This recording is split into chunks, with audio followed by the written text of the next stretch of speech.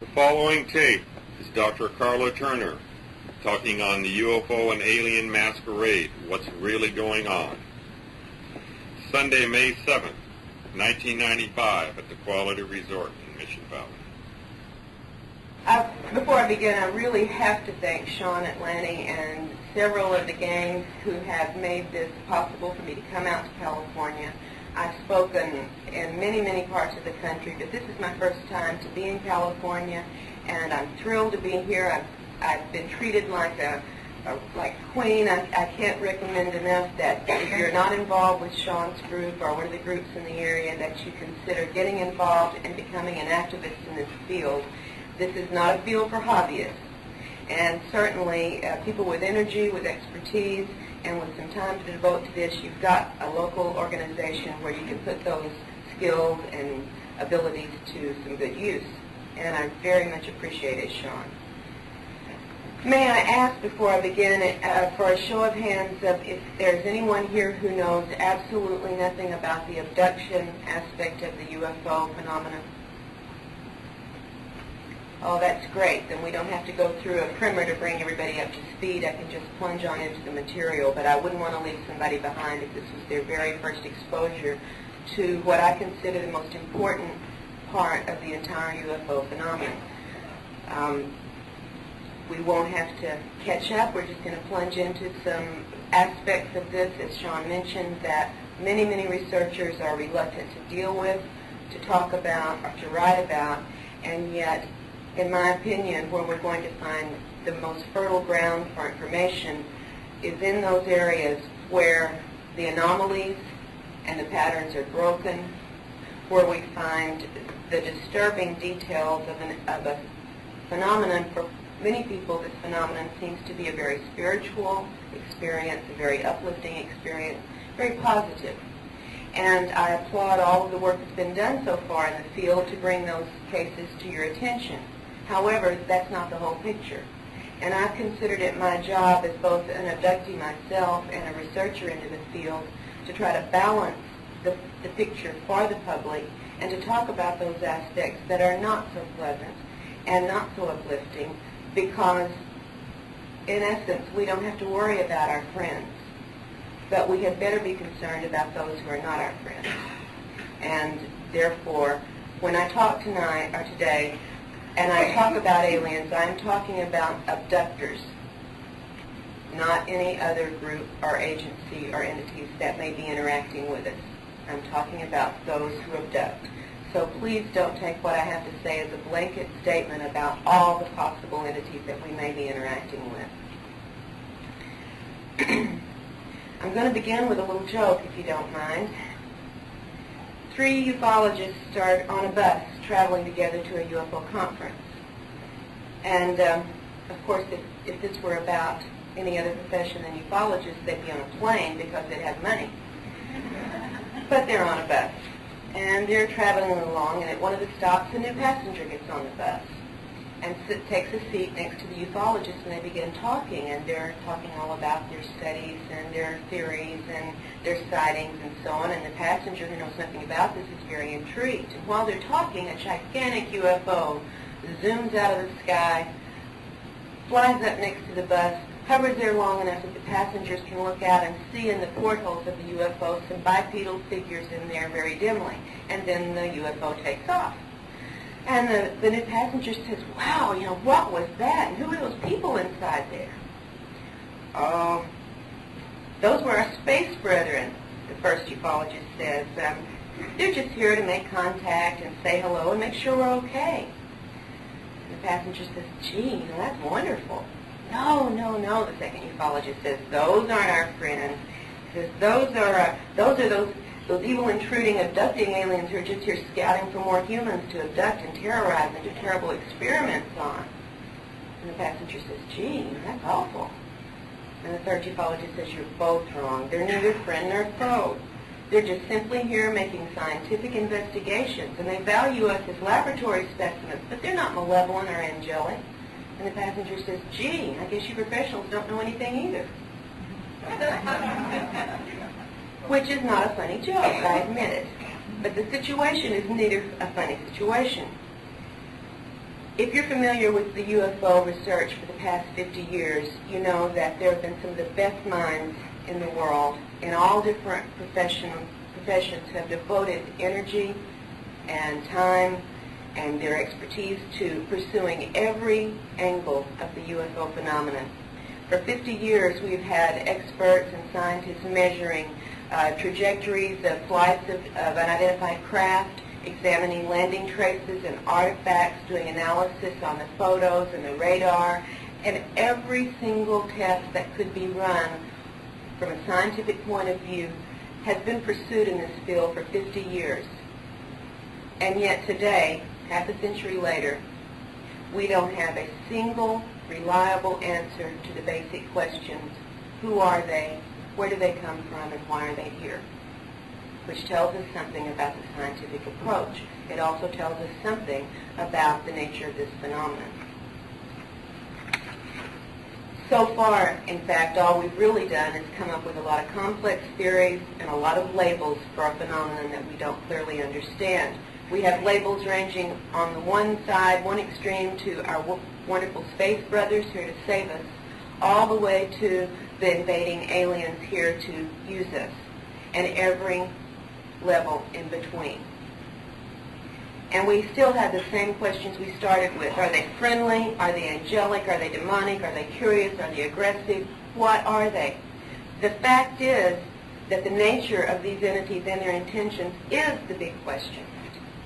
All the other questions are secondary to that, in my opinion. Because without an understanding of who they are and what they want, we humans have no idea of what proper response we should be making. I think we can agree on that. When we act in ignorance, we do not know if we're acting properly or not. So why is it that after all this time, we still disagree so radically about the nature of the UFO phenomena and the occupants of these craft? Why is that? And in my opinion, it is because after half a century, we are still ignorant of the very basics of the field. And why are we ignorant? Why do we know no more than we know already at this point? And I'm here to tell you from my research and my own experiences that I believe we are still in a state of ignorance because the entities deliberately deceive us in their interactions with us. This is the number one fact that's emerged from my research in this field. And if I'm able to only leave you with that one message, that we are being deceived in many ways by these interactions, then I'm going to be happy with my work today.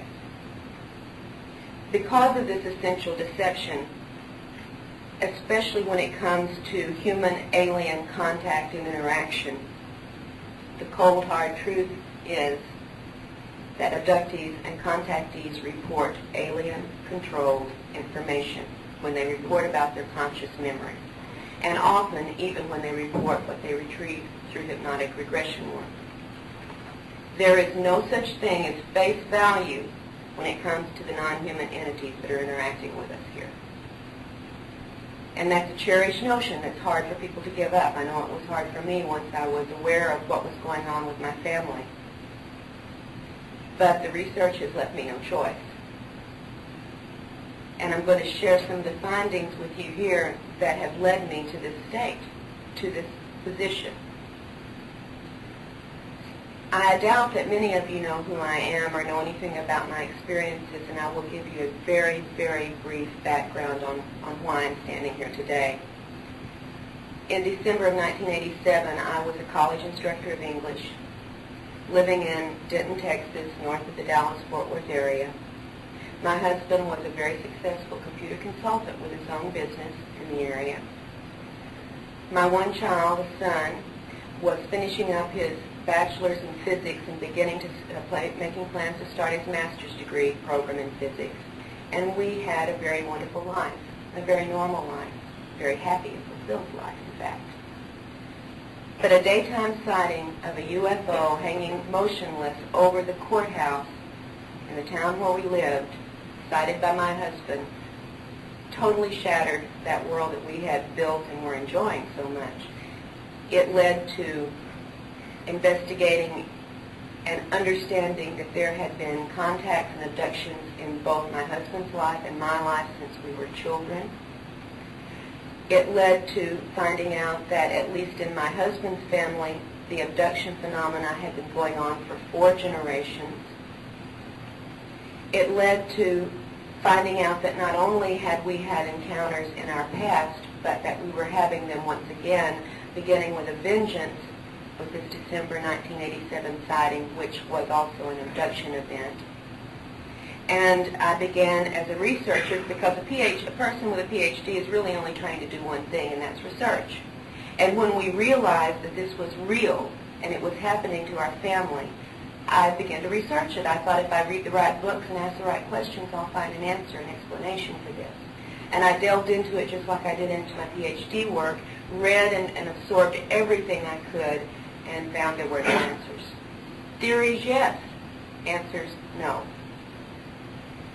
And it became then a goal to try to find some answers, at least for my family. The story of the events and the discoveries of the first year and a half of us living with and dealing with these experiences was, I kept a journal of these events, and that eventually resulted in a book called Into the Fringe, which was published in paperback in 1992 by Berkeley. And it recounts everything that my husband and I experienced, as well as my son and his fiancée, who is now his wife, and his roommate, and his roommate's family, and 2 of our friends. So the phenomenon was, as I have found out since then, typically a cluster of events within a group. Now, we were totally ignorant of this phenomenon. In fact, when my husband sighted the UFO and told me about it, we never mentioned the word UFO. We thought it might have. He knew it wasn't a weather balloon because he walked up the hill from our house to observe it. He knew it wasn't a hot air balloon. He knew it wasn't anything he could identify. And we finally decided it must be a movie prop. Never thought UFOs.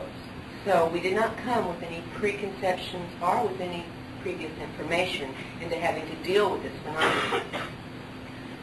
By 1991, I could no longer both pursue my teaching career and the research, and a choice had to be made, and you can see what went out. I was fortunate enough to have worked with a woman named Barbara Barthlick in Oklahoma, who, in my opinion, has more information about the abduction phenomena than all the rest of us researchers rolled into one. Unfortunately, Barbara is so committed to working with the abductees that she doesn't have time to write or to lecture or to travel, because she's doing it 24 hours a day, 7 days a week, and has been involved in this for 15 years. I was lucky enough to have her help my family go through our initial coping with this, and then to become her student, as it were, and to have learned from the years of her work, and to be involved in her investigation. And it was a wonderful education. That's the PhD I think I value most of all. Barbara has worked with over 600 cases in the past 15 years, and I have gathered a lot of information from her work. When I began to work on research in my own area independently and in conjunction with her very often, then I began also to find correlations in the cases that were being investigated from people who came to me. And the correlations of this information did not jive with what we found in most of the literature about this subject.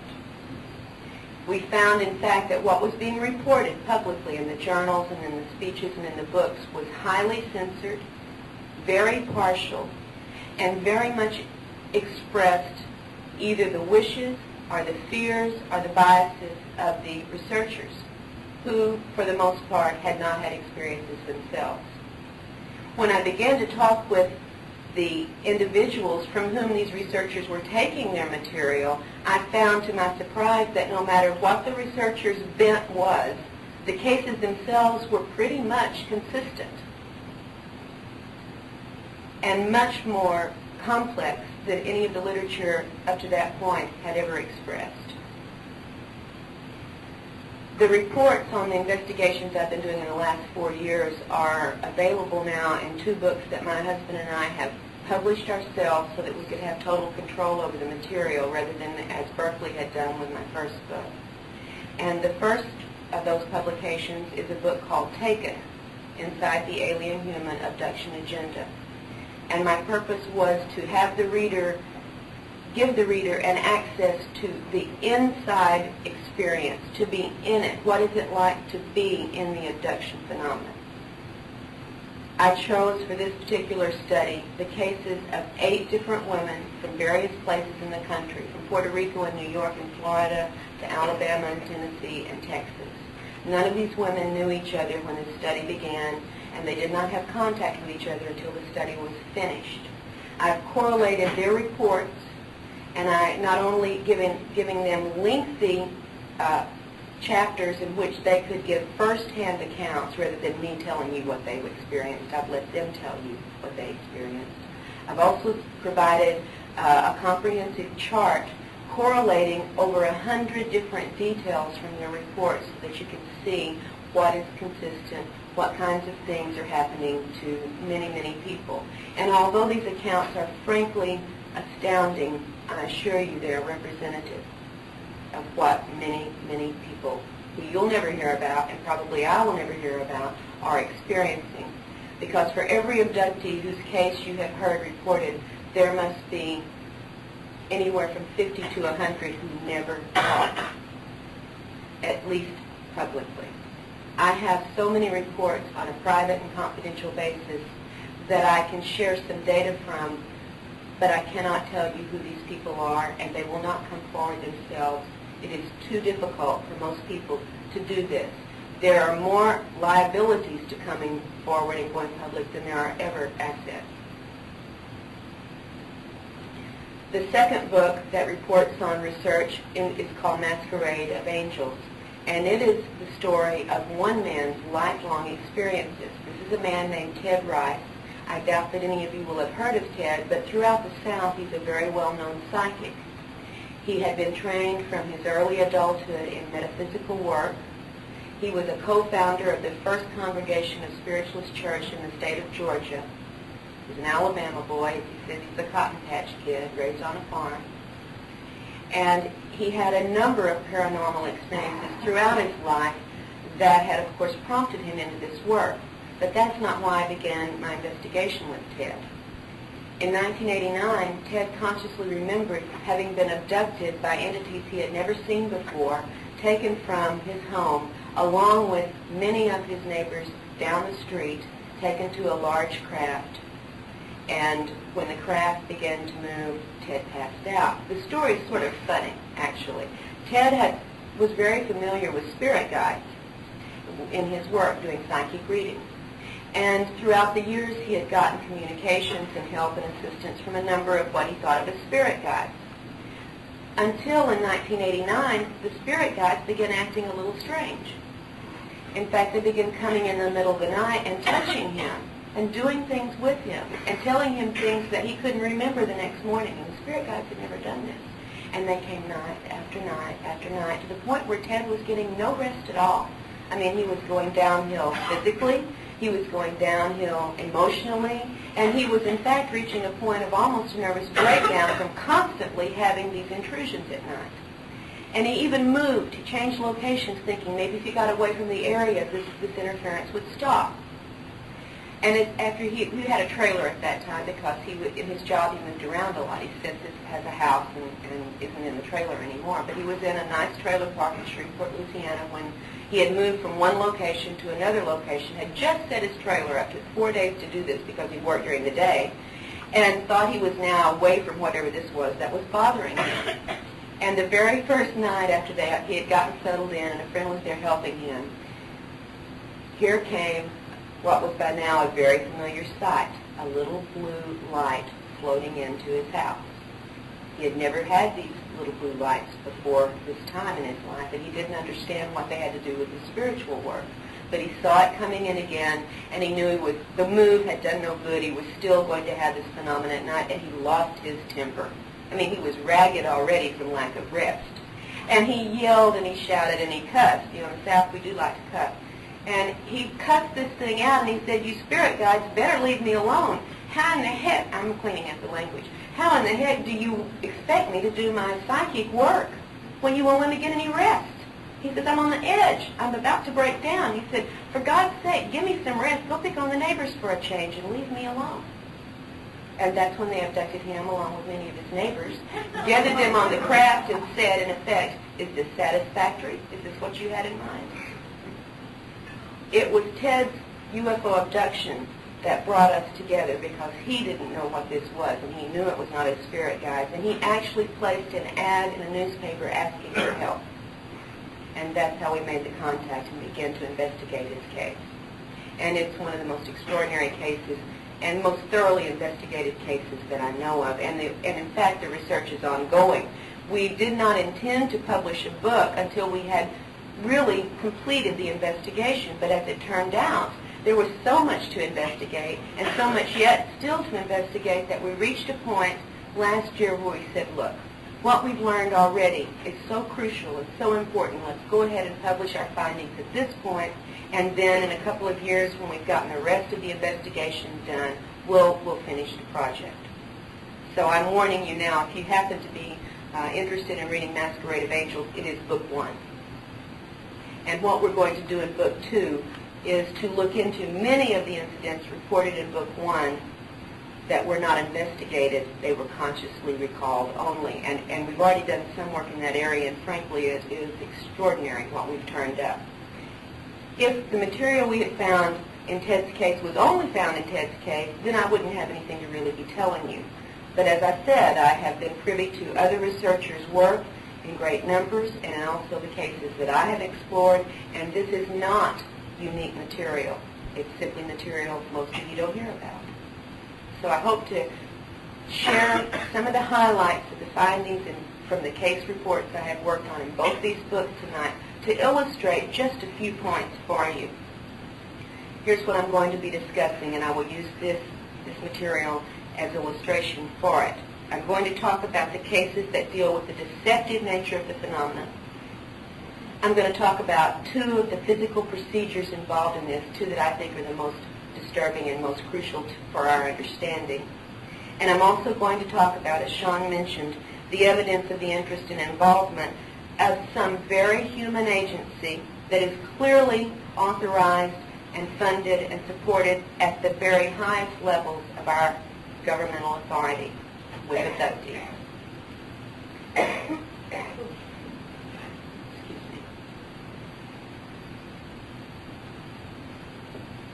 All right, first we're going to talk about the deceptions.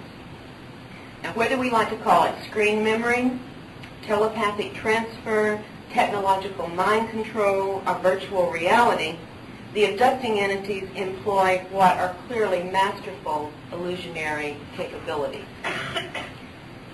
In effect, the targeted human is totally taken in, for the most part, by these illusions. Totally taken in. And so an experience or a contact feels completely real for the targeted person, even though, as we find often in these investigations, the events and the entities and the sensations did not occur in the way the humans perceived them and remembered them. And maybe a few examples from Masquerade and later from Taken will show you what I'm talking about. And I'm going to start with one that I think is a very poignant story from Ted's situation. Ted was abducted along with his grandmother when he was 10 years old from their Alabama farm. Among many other things that occurred during the abduction, and as I said, I'm only touching on highlights. There is much more to each of these accounts than I have time to share with you today, but the thing I want to share about the deception is this. Among the things that were done was an event in which Ted and his grandmother were given a liquid to drink. And quite clearly, this liquid acted as an aphrodisiac. And there were both human-looking entities in this craft, as well as what seemed to have been reptilian or reptoid-type entities as well. And after giving these drinks to both Ted and his grandmother, the reptoid entities approached the grandmother and were beginning to try to initiate a sexual act with her. And this is a woman who was an Alabama cotton farming housewife with strength that I only wish I had. This is not somebody you mess around with. And she said, no, sir, I don't do that. She said, I never had sex with anyone but my husband, and he's been dead for 6 years, so I don't do that. and the entity left the room, and a few minutes later returned with her dead husband. And by then, the drink that they had been given had taken strong effect. She was aroused. She saw her husband, and with the viewing of these entities around her, began to have intercourse with this dead husband. In the midst of the act, however, the illusion was removed, and she saw who it was she was having sex with, and it was not the dead husband.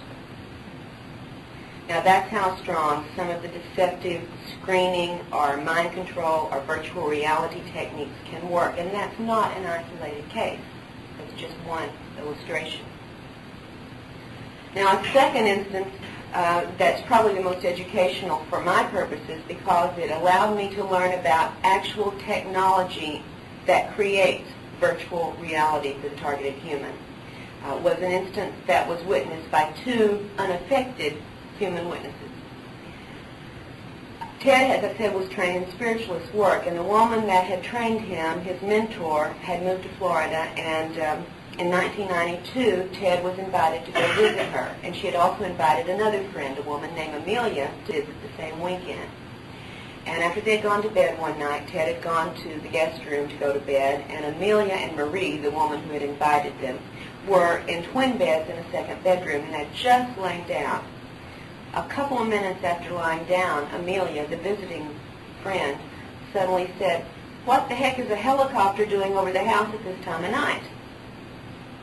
And Marie said, "What helicopter?"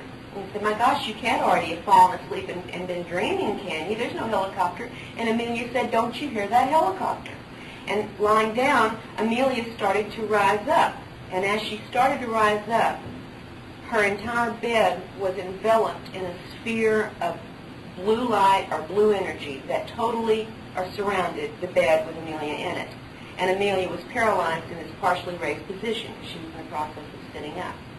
She could still talk, but Marie, outside of this sphere of light, could barely hear her, and they were in a small bedroom together. They had to shout to hear each other.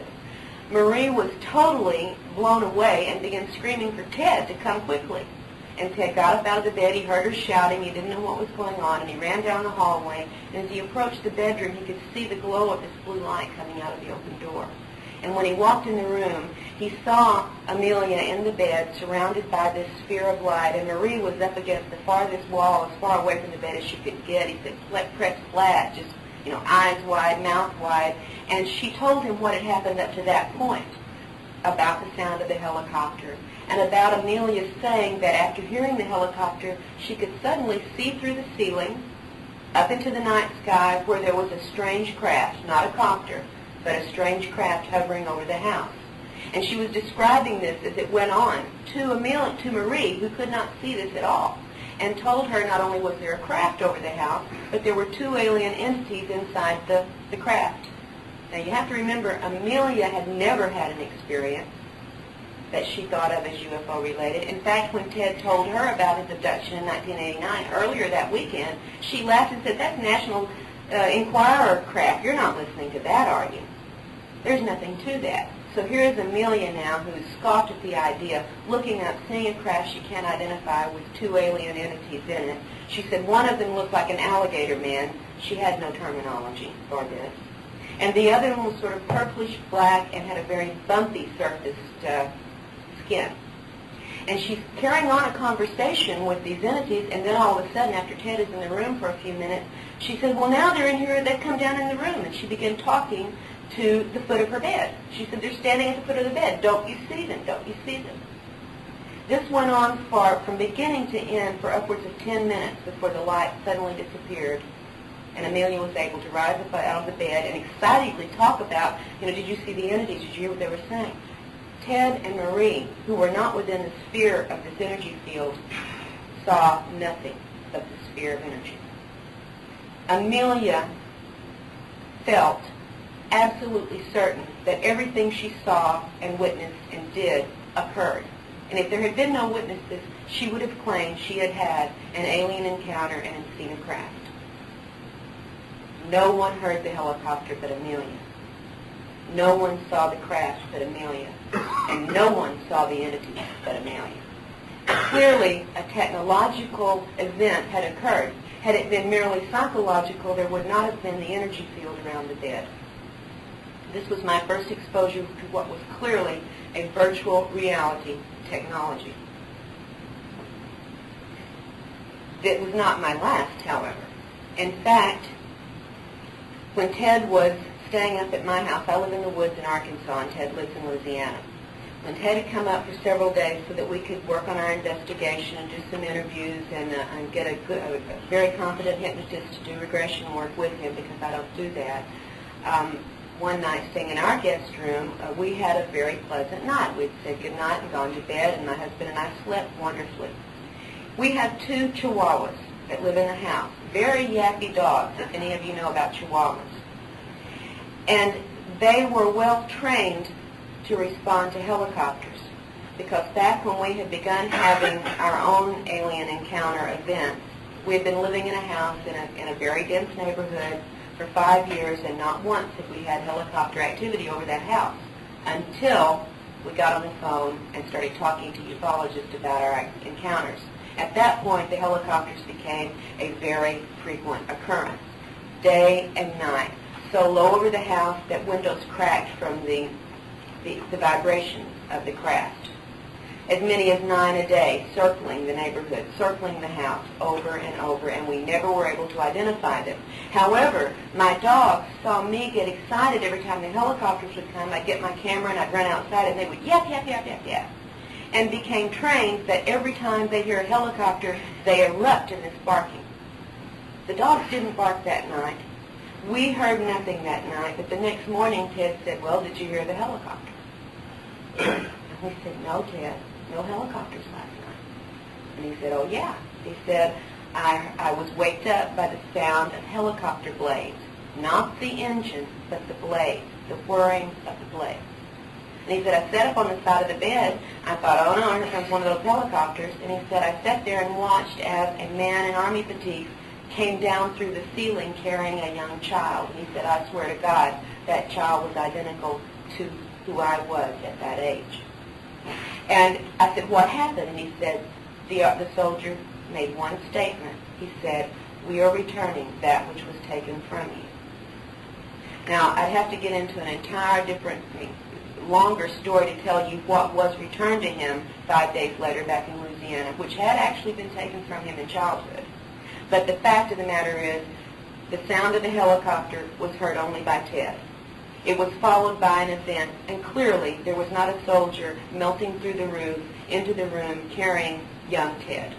It was a virtual reality event that was totally real to Ted's perceptions.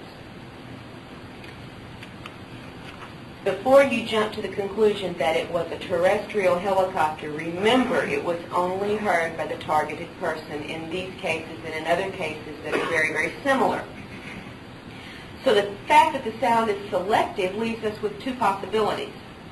Either these sounds are occurring internally in the targeted person's head, perhaps generated by some remote means or perhaps by an implant device, or whoever the entities are that are making this sound can somehow block any non-targeted individuals from hearing an external noise. Now, either way, you've got advanced, sophisticated, highly sophisticated technology at work here, no matter whose it is. It is not what we know to be the standard helicopter activity.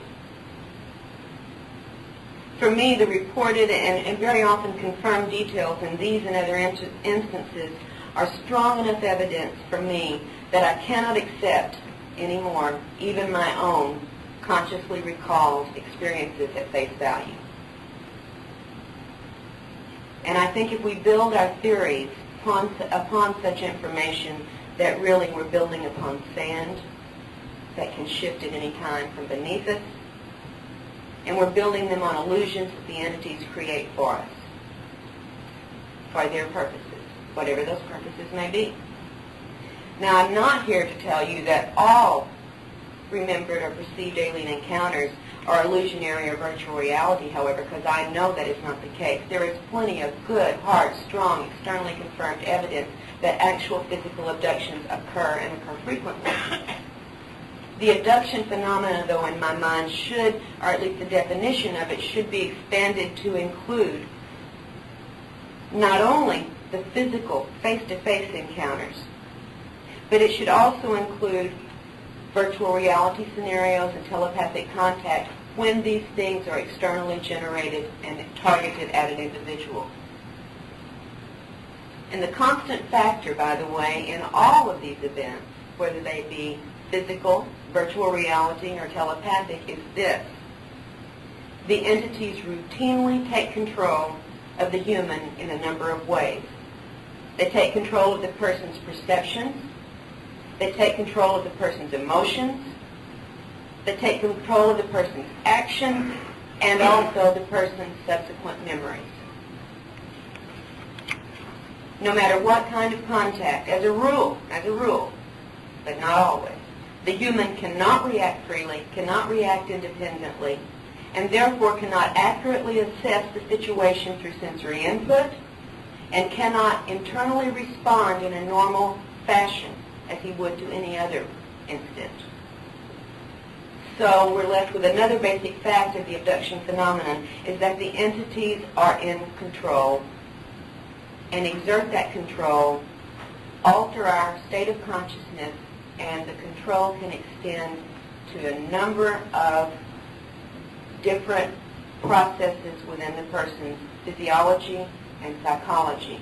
And that brings me to the second point I want to talk about, which is one of the physical procedures that are repeatedly reported in the abduction phenomenon. I need to say as a preface to that it is a basic fact in my mind, a fact, not a theory, that the entities have a very physically oriented agenda and they're dealing with humans. Now, it would be wonderful for me, and I know it would be wonderful for all of us, if we could feel that the aliens' interest in us was intellectual or spiritual only. But the nature of many of their pervasive physical procedures points clearly to physical goals. And without getting into a litany of the procedures that are reported routinely that seem to have little or nothing to do with either a spiritual agenda or a crossbreeding program, I want to touch upon two of these because their implications to me are much more important than any of the other procedures involved in this phenomenon. And the first of those is cloning. Is there anyone here who has heard of reports about cloned human bodies? Anybody at all? Great. Okay, so this is not just the first time you've heard this material. And I was fortunate enough last month to share some time with Linda Howe at the Ozark Conference, where she speaks every year and where I frequently speak. And she has confirmed from her own work similar material to what I'm going to share with you today. So some of you probably know Linda Howe where you don't know me, and I can say I've got at least a little bit of authority in my corner on this. Again, to talk about my introduction to the cloning side of this material emerged from the work I did with Ted Rice the first time. And since then, there have been plenty of other cases where I've been able to corroborate similar reports. In fact, in Taken, 2 of the women of the 8 whose stories are in Taken have been shown copies of their bodies, and we'll talk about that in just a moment. In Ted's case, we learned what he perceived as a cloning experience from an abduction he had when he was 8 years old on the Alabama farm. Now, I've been able in my research with him to interview many, many family members who were there at the time that Ted was abducted. It is a fact that he was missing for 2 hours. It is a fact that all of the adults combed the area for that 2 hours searching for 8-year-old Ted and did not find him. It is a fact that when he was returned to the farm, the adult members witnessed multicolored lights on an unidentified craft in the clouds over the house. These things are confirmed. And I'll tell you a couple of other things that are confirmed in just a moment. What he remembered in this experience was being taken on board the craft, being given another liquid to drink, not like the one he had 2 years later with his grandmother. A greenish liquid, he said, that was sort of iridescent, and when he swallowed it, in fact, the only reason he drank it was because the female entity said, but he could not go home until he did this, and he wanted to go home very badly. So he drank this liquid and immediately felt as if his body had become on fire. He regurgitated this material and got very, very sick. He was placed on a table, and without going into all the details that I do in the book, essentially he was killed. And at that point he felt that his intellectual person, if you will, separated from his physical body and stood back watching as his body was drained of blood and then removed from the room. While he was watching this, Ted had no personal identity. He did not know who he was. He did not know where he was, and he did not know what was going on. He was simply observing what was happening. Before he was killed, they had, however, put a headphone type device on his head, and he heard a very irritating noise. He didn't know what that was about. They took the headphone off, and then he was killed. As his intellectual self, as he called it, watched this process, after they wheeled the dead body out, shortly thereafter, they rolled in an inert, identical copy of the body. Now, I did leave one thing out that's very important. When they killed him, and he's watching what happened, he said he saw what he thought was his spirit or soul begin to rise up from the chest area of the dead body, rising up. But it didn't escape from his body. It stayed connected to that greenish liquid that he had vomited and was still on his chest. It stayed tethered to this. One of the entities brought a small black box over to his body and sucked that spirit into the box, set it on a counter, and waited while they brought the new body out. Probes of some sort were attached to Ted's feet and shoulders and head of the new body, and somehow the body was animated, and the spirit or energy within that box was transferred into the new body. The headphones were placed back on the new body, and at that point, Ted was back in his body and knew who he was and where he was. This is Ted's report. This is not the only report. In fact, another abductee who's working with a different researcher altogether has had a conscious memory of an identical situation and has drawn the facilities in which these events took place, and they match down to the smallest detail with the description of the area that Ted has given. And this is one of the things that Linda Howe was able to also share and confirm with me, that in both of these situations, both of these reports, the growth medium for the flesh that was used to make the new bodies involved the use of cattle substances, blood and other materials from cattle. Now, I said that 2 of the women in Taken had also been shown copies of their cloned bodies. There are 8 women, and the first case reported is a woman named Pat, who I'm going to also talk about in a moment after the break when we talk about the military aspects. Many things have happened in Pat's life, and in her abduction experiences, the aliens have always used a very spiritual atmosphere, overlay, or illusion, if you will. In fact, when her whole family was abducted when Pat was 12 years old, and the grandmother in the house was being very frightened and beginning to pray for Jesus to help her, as these little braves came into the room, all of a sudden a beam of light came through the ceiling, and Jesus pops out and says, in effect, "They're with me. They're working for me. It's okay." Although Jesus, as Pat described him, was beautiful with blue eyes and blonde hair. And I said, "Pat, have you read your Bible lately?" I said, "I don't think the chances were very big that Jesus was blue-eyed and blonde hair." And with a smile, I mean a beautiful smile, she said, "Well, this one was." And that turns up time and time again when Jesus is involved in the alien scenarios. Blue-eyed, blonde-haired, Nordic Jesus. Again, one of the times she was abducted, and and 2 different parts of the facility were the setting for these 2 events. In the first one, there was a small desk-like device that had an attached stool. And on the top of the desk were holes, several holes cut into it, and out of each one a different color light was shining. and Pat was told to take her seat on the stool attached to this desk, and the alien entity told her to place her hand over each of these openings.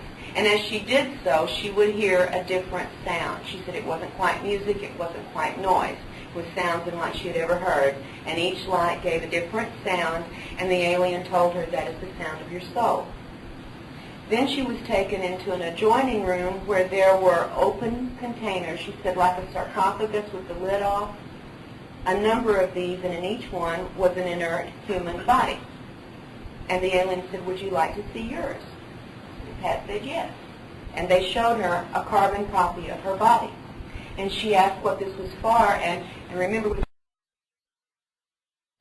her, she does not like it all, and she tries very, very hard to resist and to argue with him and to fight back against some of the procedures. So Lisa is not a cooperative abductee. Were taken aboard a craft and shown on a monitor, a television-like monitor, her clone going to work in her place. And the point they made to her was, you can be replaced, and look, even your co-workers can't tell the difference. So we have some contradictory stories when it comes to the cloning procedure. Is it the new body for the resurrection, or is it a potential replacement? Well, the aliens have said both things.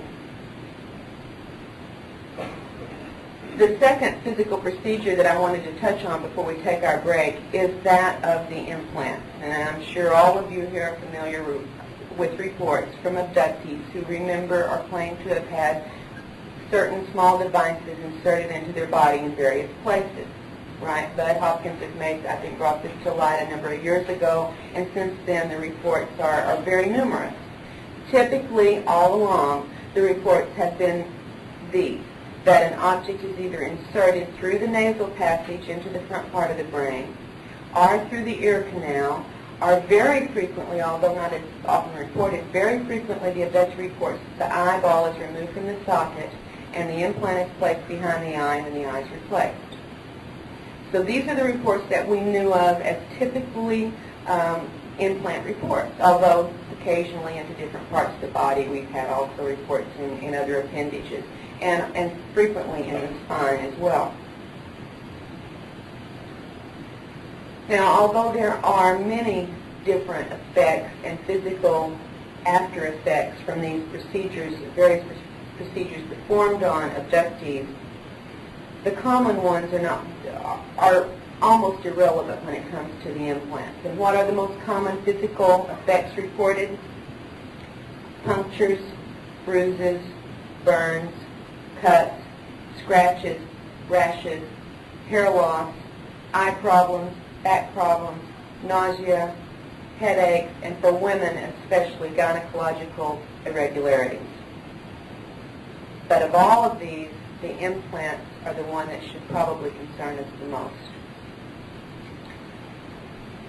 In Taken, one of the women is named Amy, who lives in Texas, and I learned from her experiences some very surprising material. Now again, nothing at face value, but what we learned is provocative, and it has been probed both in normal methods and also with regressive hypnosis. In 1992, in November, Amy consciously remembered this: being taken from her home, and by the way, she lived in an apartment with her 2 young children across the street from the FEMA facility in Denton, Texas, which is one of the 6 center of government FEMA facilities, a very large underground area, which in fact, within a 2-year period, seems to have almost doubled its capacity. A literal mountain of dirt suddenly appeared a mile down the road with no explanation for where it came from. The array of antennae on the surface tripled, and so did the above-ground buildings, but not a word was ever said in the area about what was going on in the facility. Anyway, perhaps it's coincidence, perhaps it isn't, but Amy lived across the street from this facility when she remembered aliens and human men in her apartment, taking her from there through a rock-cut passage into what she felt was an underground room. And in this room, it looked like what I've seen at NASA Mission Control in Houston, sort of. There was a large screen display at the far end of the room. there were several rows of desk-type areas with electronic or computer-like equipment along these, and a number of little gray aliens working at them, as well as a number of what appeared to be strictly human men in the room. And here's what the alien who talked with Amy told her. And I think this is a unique report. I'd love to hear if there's any others out there, so please let me know if you hear of them. The alien said to Amy, "I want to apologize to you for what my people are doing to your people. There are some of us who do not like the abuse of your race by our people, and we're trying to counter it. We're trying to change it. And we are working in conjunction with a number of Earth representatives to try to fix this situation. Many of the people who work with us," she said, "are professionals, ex-military, scientists, and so on. And we're trying to undo the damage that our race is doing to your race." And she explained, the alien Amy felt was a female. The female alien explained to her that one of the things that she and the Earth representatives were doing was to take abductees who had been implanted by her own people and remove the implants from them because the implants were not a good thing. And she did proceed, as I recount in the book, to remove an implant from Amy's ear. And when I show at the end of everything, I'm going to show a little video that has some of the drawings and some of the photos and so on, and you will see these Amy's drawings of what she recalled. And you will also, I will be telling you that an identical ear implant was removed from a 12-year-old girl by her parents in Europe not too long after we had the report about Amy. No, before we had the report about Amy. And the same thing happened with that ear implant in the European case that happened in Amy's case. When the alien took it out of her ear and showed it to her, it was about this size. It was flesh-colored.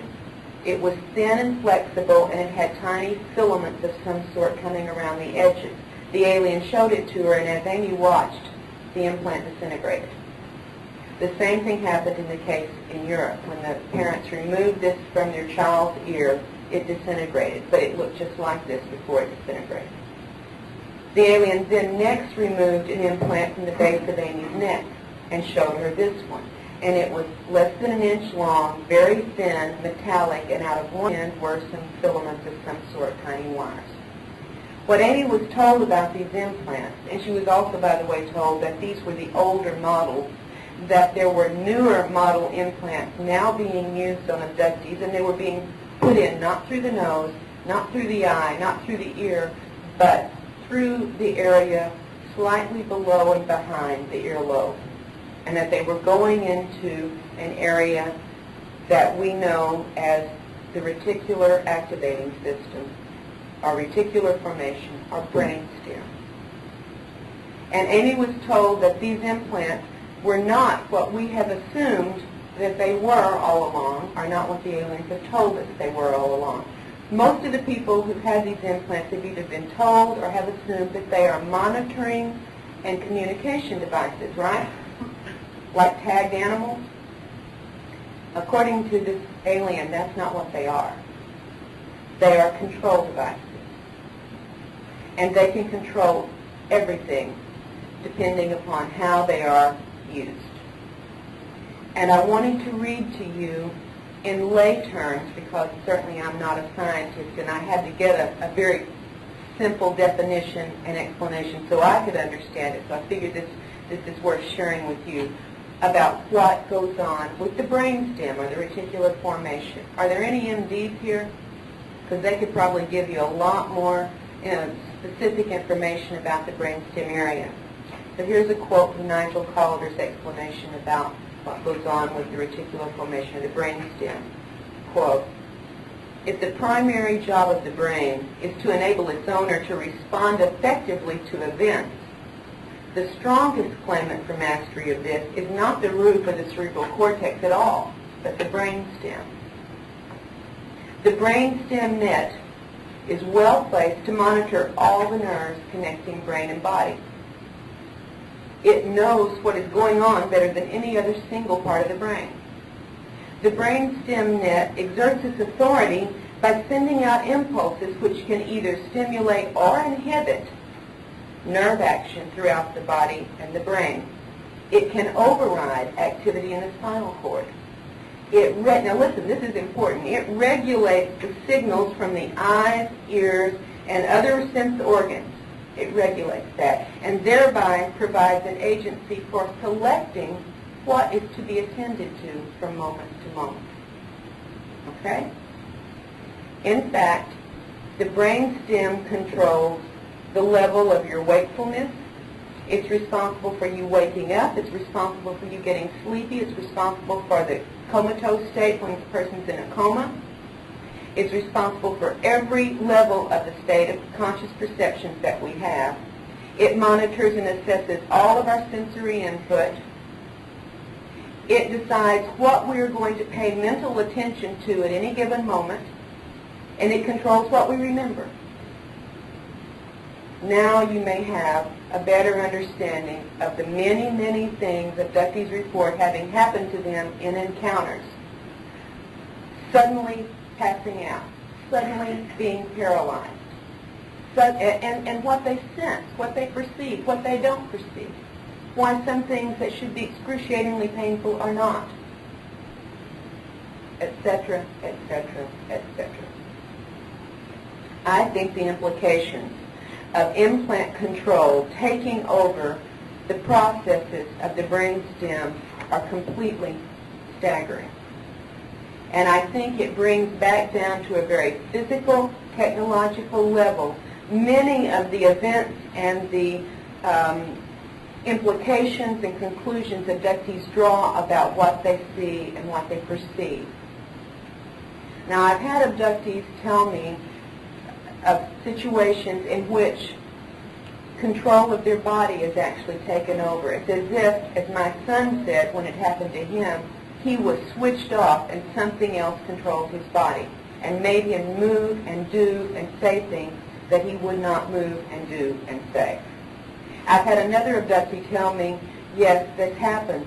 He said, it's bad enough when they switch me off and use my body to do things I wouldn't do. He said, but the real punishment is when they leave me mentally aware of what I'm doing and I can't stop it. He said, that is punishment. All right, well, I think we probably need a break about now. When we come back from a short break, what, Sean, 15 minutes or 20 minutes, something like that, we will talk about the final point, the human activity and human involvement. This particular segment, then we're going to show you a video that has a lot of the illustrations, drawings, and photos of some of the things I'm talking about today, as well as some other material. And at the end of the slides of the photos and drawings, there is a small excerpt of a video from the case of Angie, one of the women in Taken.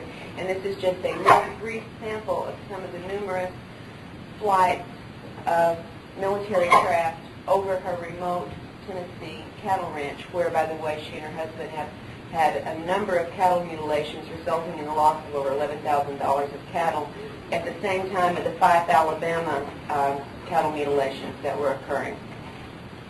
All right, finally I said I wanted to talk about the human agency involvement that I mentioned at the beginning. And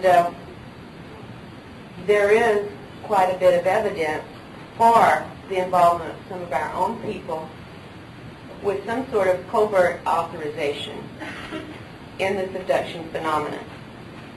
The evidence for this falls into two general categories. And the first category of evidence is what I call the externally confirmable evidence.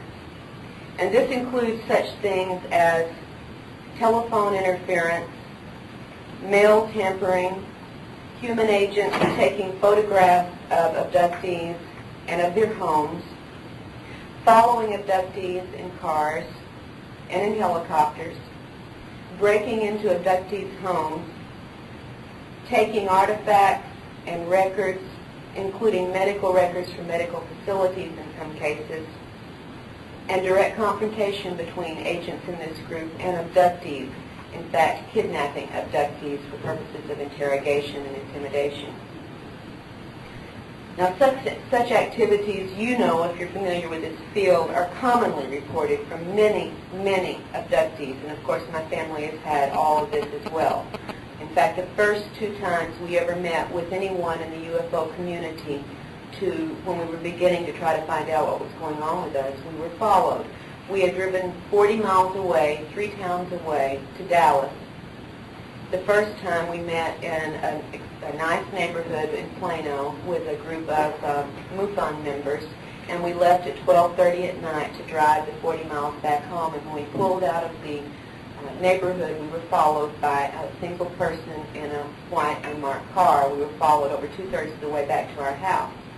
My husband did not tell me. He was driving and I was sleeping, and he did not tell me that he observed we were being followed.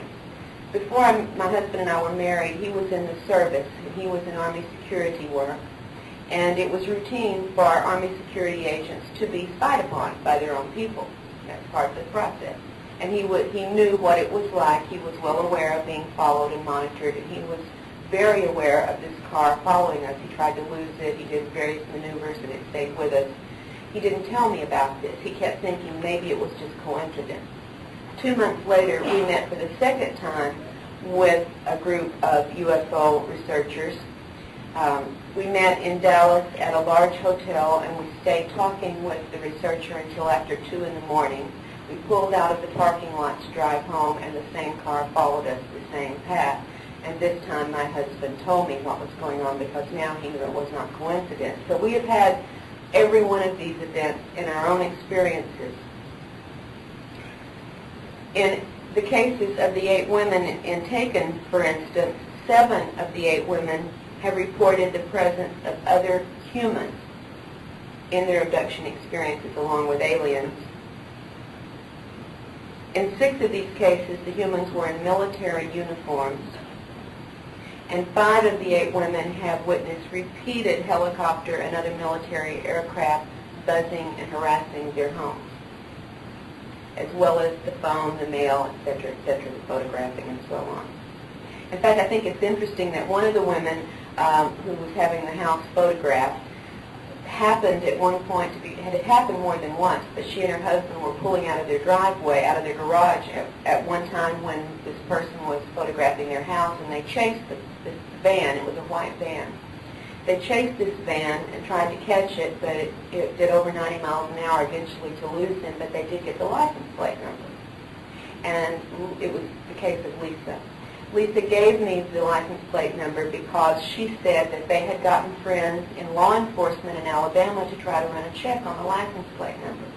Now, I have friends in law enforcement in other cases where there's been license plate involvement.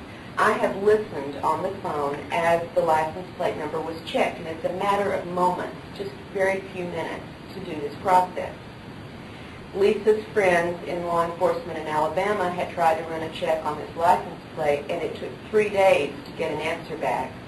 And when the answer came back, it was this: tell her to leave it alone and not to pursue it. These are the good guys, but don't pursue it. I had it run through in the state of Arkansas, the police department in the town where I lived, and the answer came back, we don't have a record of it. So I had a third law enforcement friend in yet another state do a run on this and got an answer back that identified the tag as belonging to a van that was the property of an import warehouse company. We have photographs of the van and of the company, but we cannot find any information verifying what it is they import and warehouse. So 3 different accounts from 3 different checks on the same license plate number. Now that's in the externally confirmable body of evidence. There is a second body of reported data involving human agents and agencies.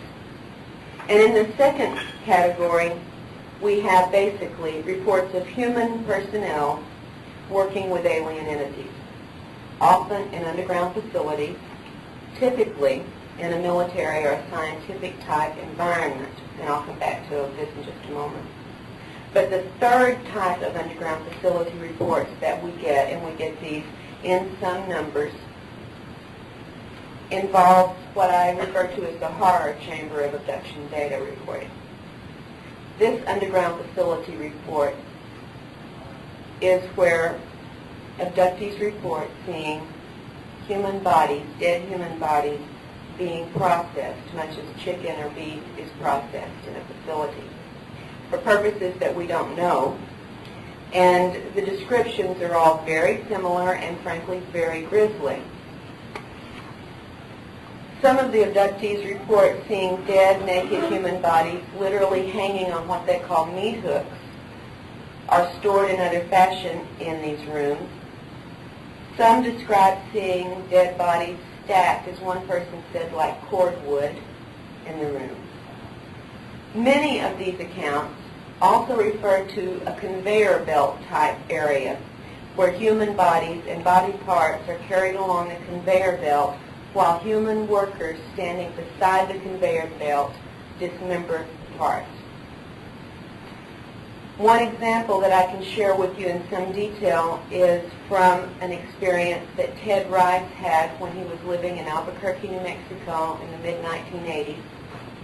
He consciously recalled when he came to consciousness, he was already in a craft flying over a desert area. He has no idea how he was taken from his home.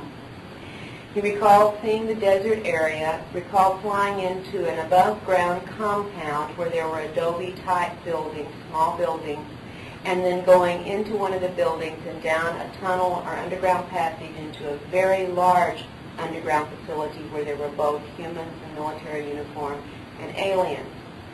Ted reported seeing living humans being taken through a machine or a device that he perceived as, in effect, stripping their energy from them. And he said it was much like the effect of passing a light beam through a prism to break it down into its various components. He said apparently what he saw was this device stripping or absorbing the energy from the human who was still alive and breaking it down into various components that were somehow stored. And then the bodies were passed off into the conveyor belt room. Now, this is a very gruesome and very grisly report, and of course, what I have to hold on to when I get these kinds of reports is the fact that there is virtual reality technology. So whether or not these facilities are real places, or if they're part of some virtual reality movie that is being shown repeatedly to abductees, I do not know. I pray for the latter to be the case. And until we have broken into one of these facilities and examined it and filmed for ourselves what's going on, I do not assume that they are real, but I do not rule this out either. After Ted had described what he had consciously remembered about the facility, it was a few weeks later when I heard from the researcher with whom I work most closely, Barbara Bartlett, about a report from one of her cases that she had worked with for a number of years. It's a woman in her 50s, a grandmother, whose initial exposure to this had happened at the age of 17 when a UFO landed on her family's property and left the typical scorched area of ground. It was about a 100-foot diameter circle of ground, and she says shortly thereafter, military personnel arrived at their farm, cordoned off the area, and removed the soil from this circle. But this was just one of the woman's experiences. Barbara was calling to tell me that this same woman had phoned her earlier that day, very agitated and very upset, and said, "Barbara, I had something happen last night. I hope it was just a dream, but I don't feel like it was." Now remember, if you're always in an altered state when you have an encounter, and the only states we normally think of are conscious awake like we are now, are in a dream state. So very often abductees will say it felt like a dream or I was in a dreamlike state because we don't have other terms for these altered awarenesses that we have.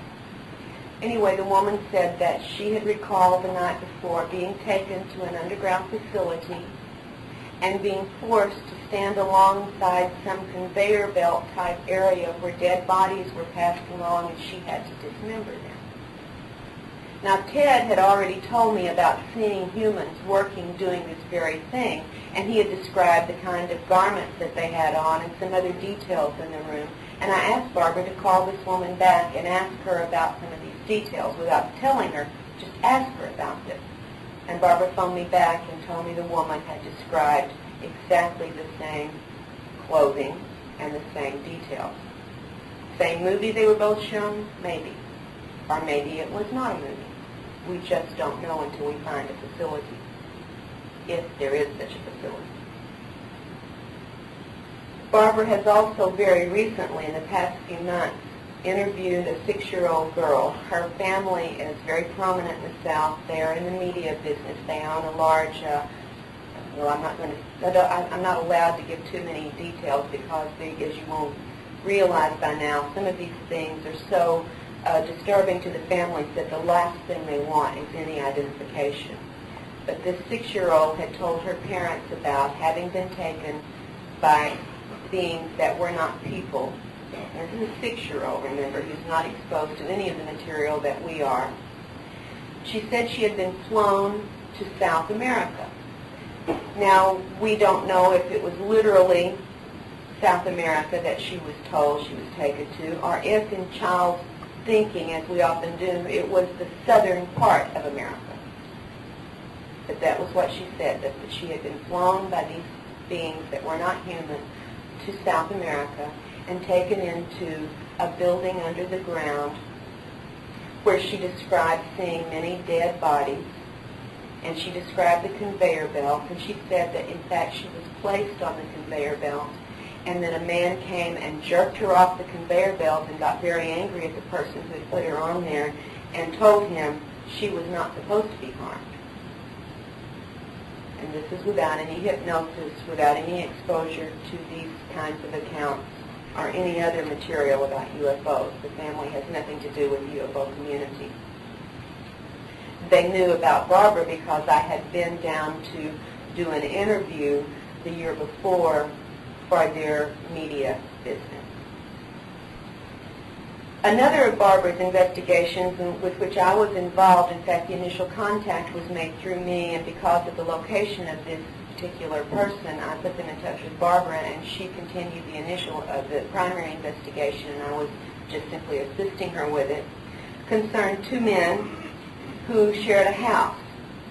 An older man who was 43 at the time was a very highly placed city official, so again, I'm not going to, at his very strict request, identify the area.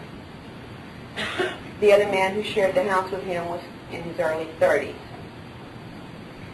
And of course, they had separate bedrooms. And one morning, and this was, by the way, people who had never had a UFO sighting or UFO encounter or anything like that and didn't really know much about any of what we're dealing with here today.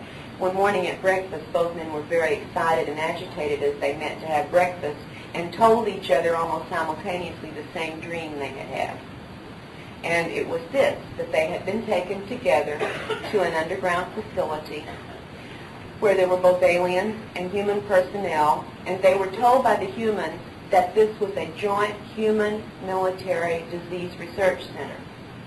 And all they remembered consciously was having been given injections of some unknown sort. And they were very agitated. This was completely out of the blue for both of these men. So here, as I said earlier, the typical reports are either scientific installations or military installations, and these 2 men were told it was a scientific installation. Angie and Beth, both women and taken, have reported similar type facilities with military or scientific activities going on. And my husband, in fact, who was kidnapped in November of 1988 by military personnel, was also taken to an underground facility where he saw a number of other people in a waiting room with him, all in a very dazed, zombie-like state. They were guarded by regulation military guards.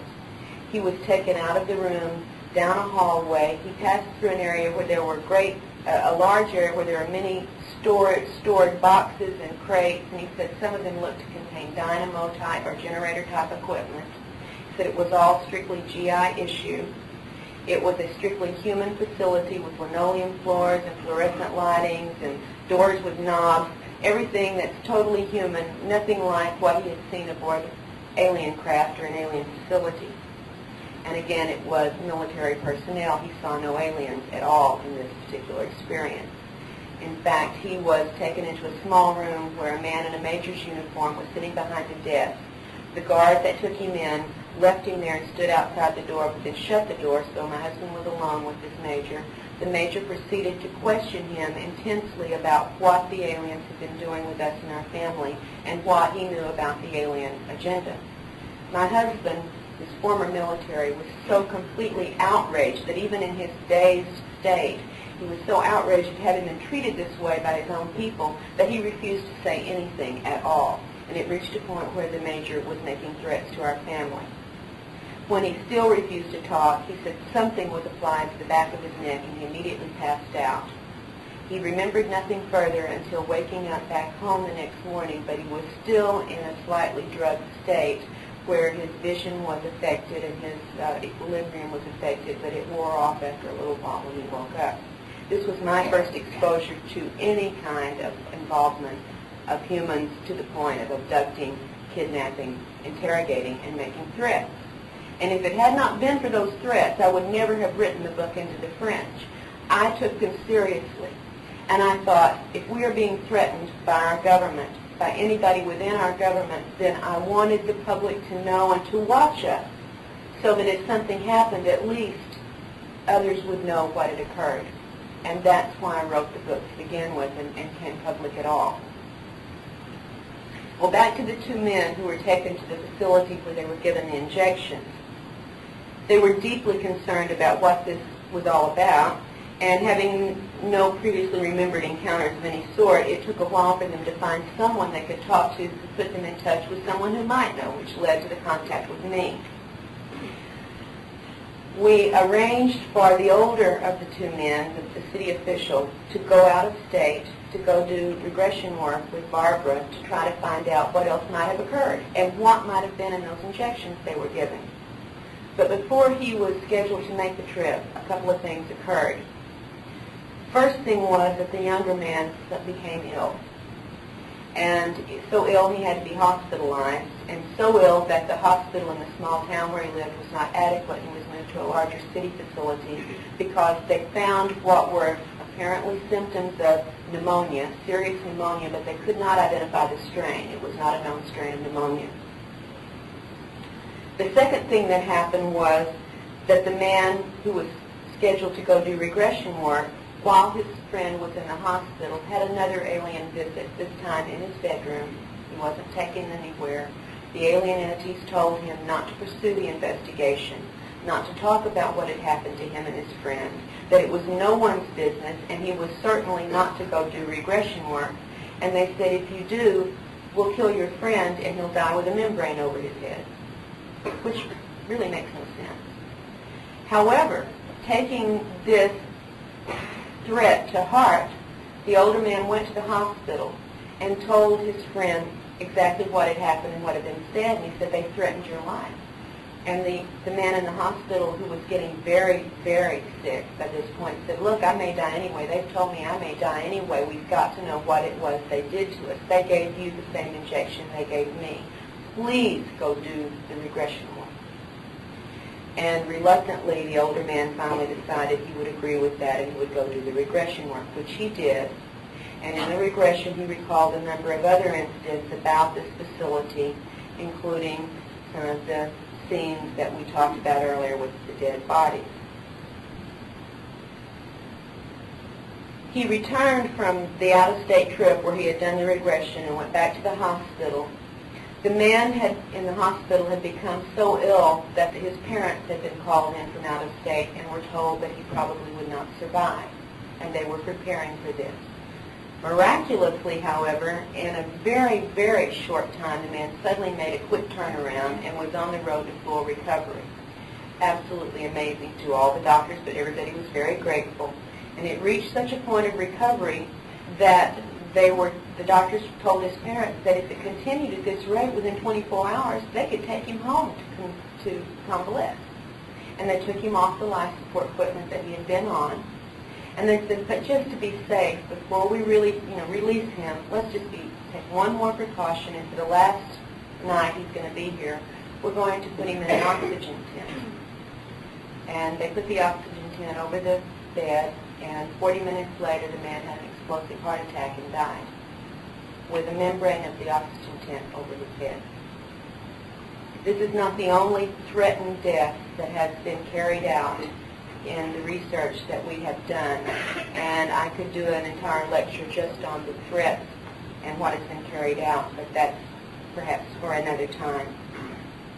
By the way, the man who had died of the heart attack had no previous heart problems or heart history. He was healthy other than the pneumonia, and in the hospital they found no signs of any problems with his heart before he had the heart attack.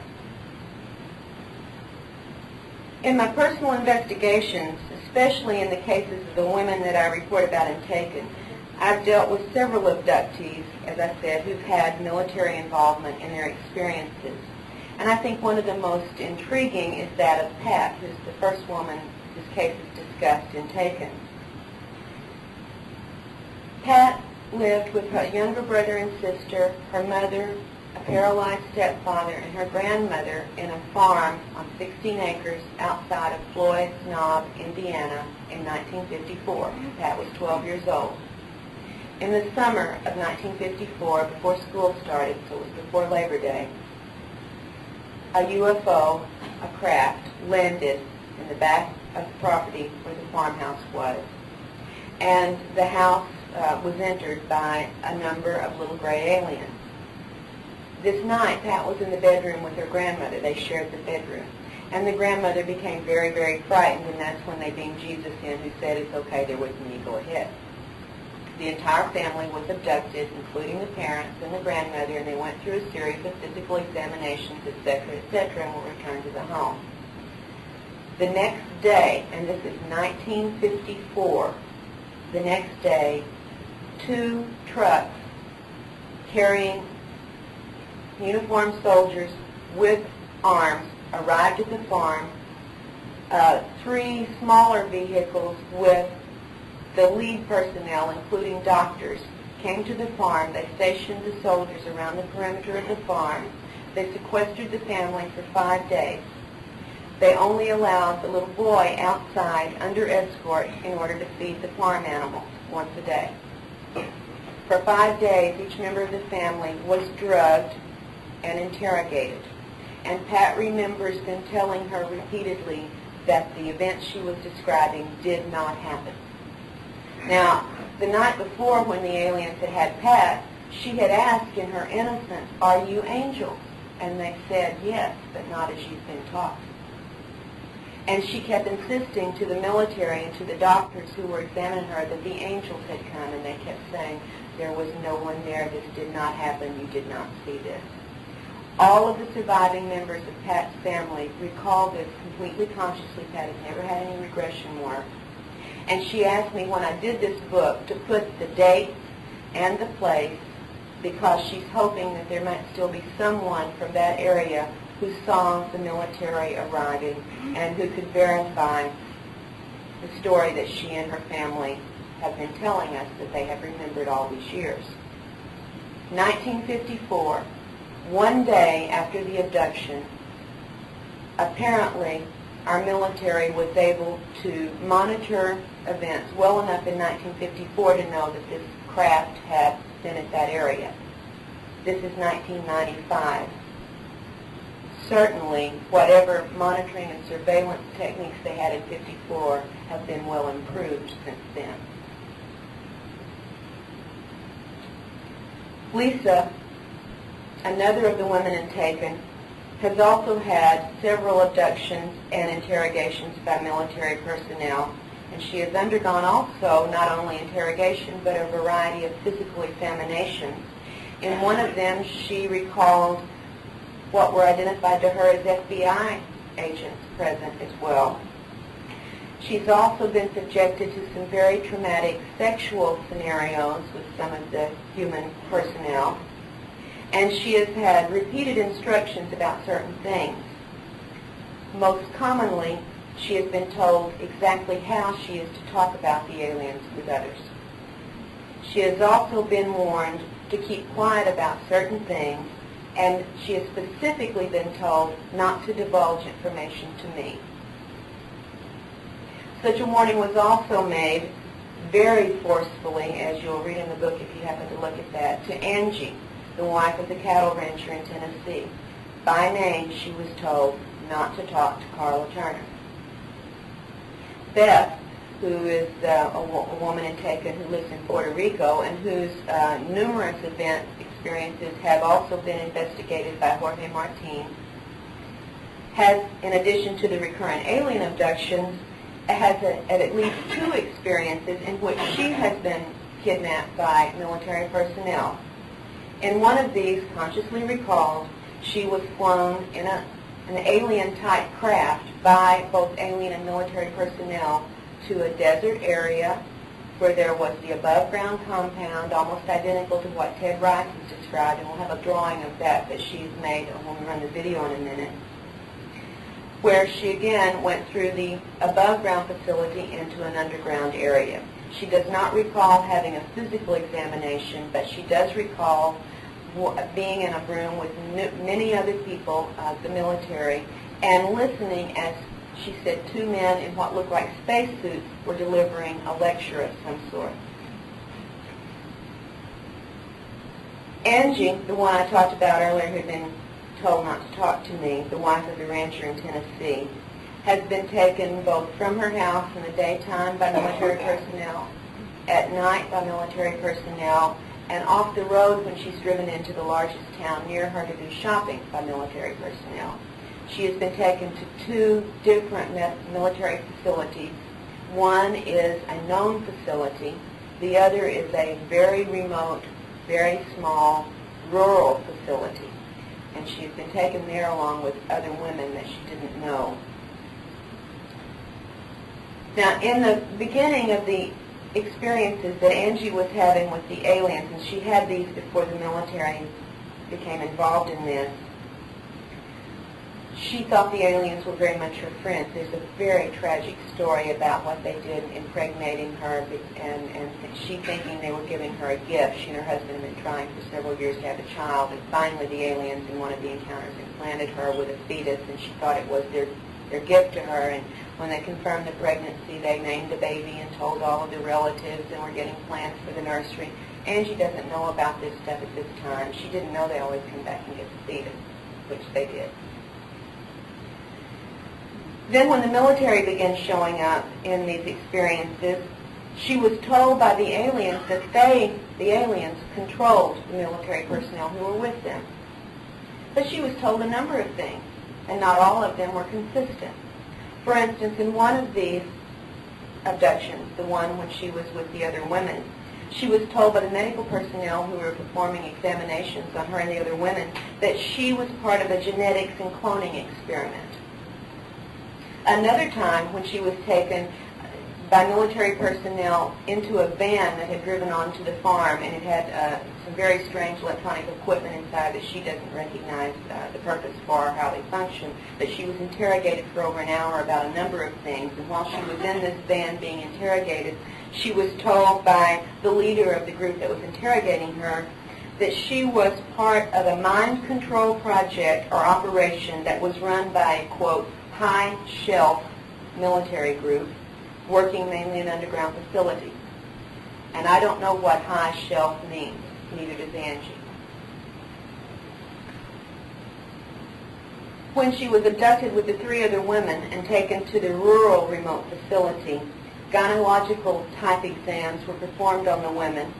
Also, implants that she was told by the military doctors were our implants put into her to monitor alien implants. This procedure was also performed.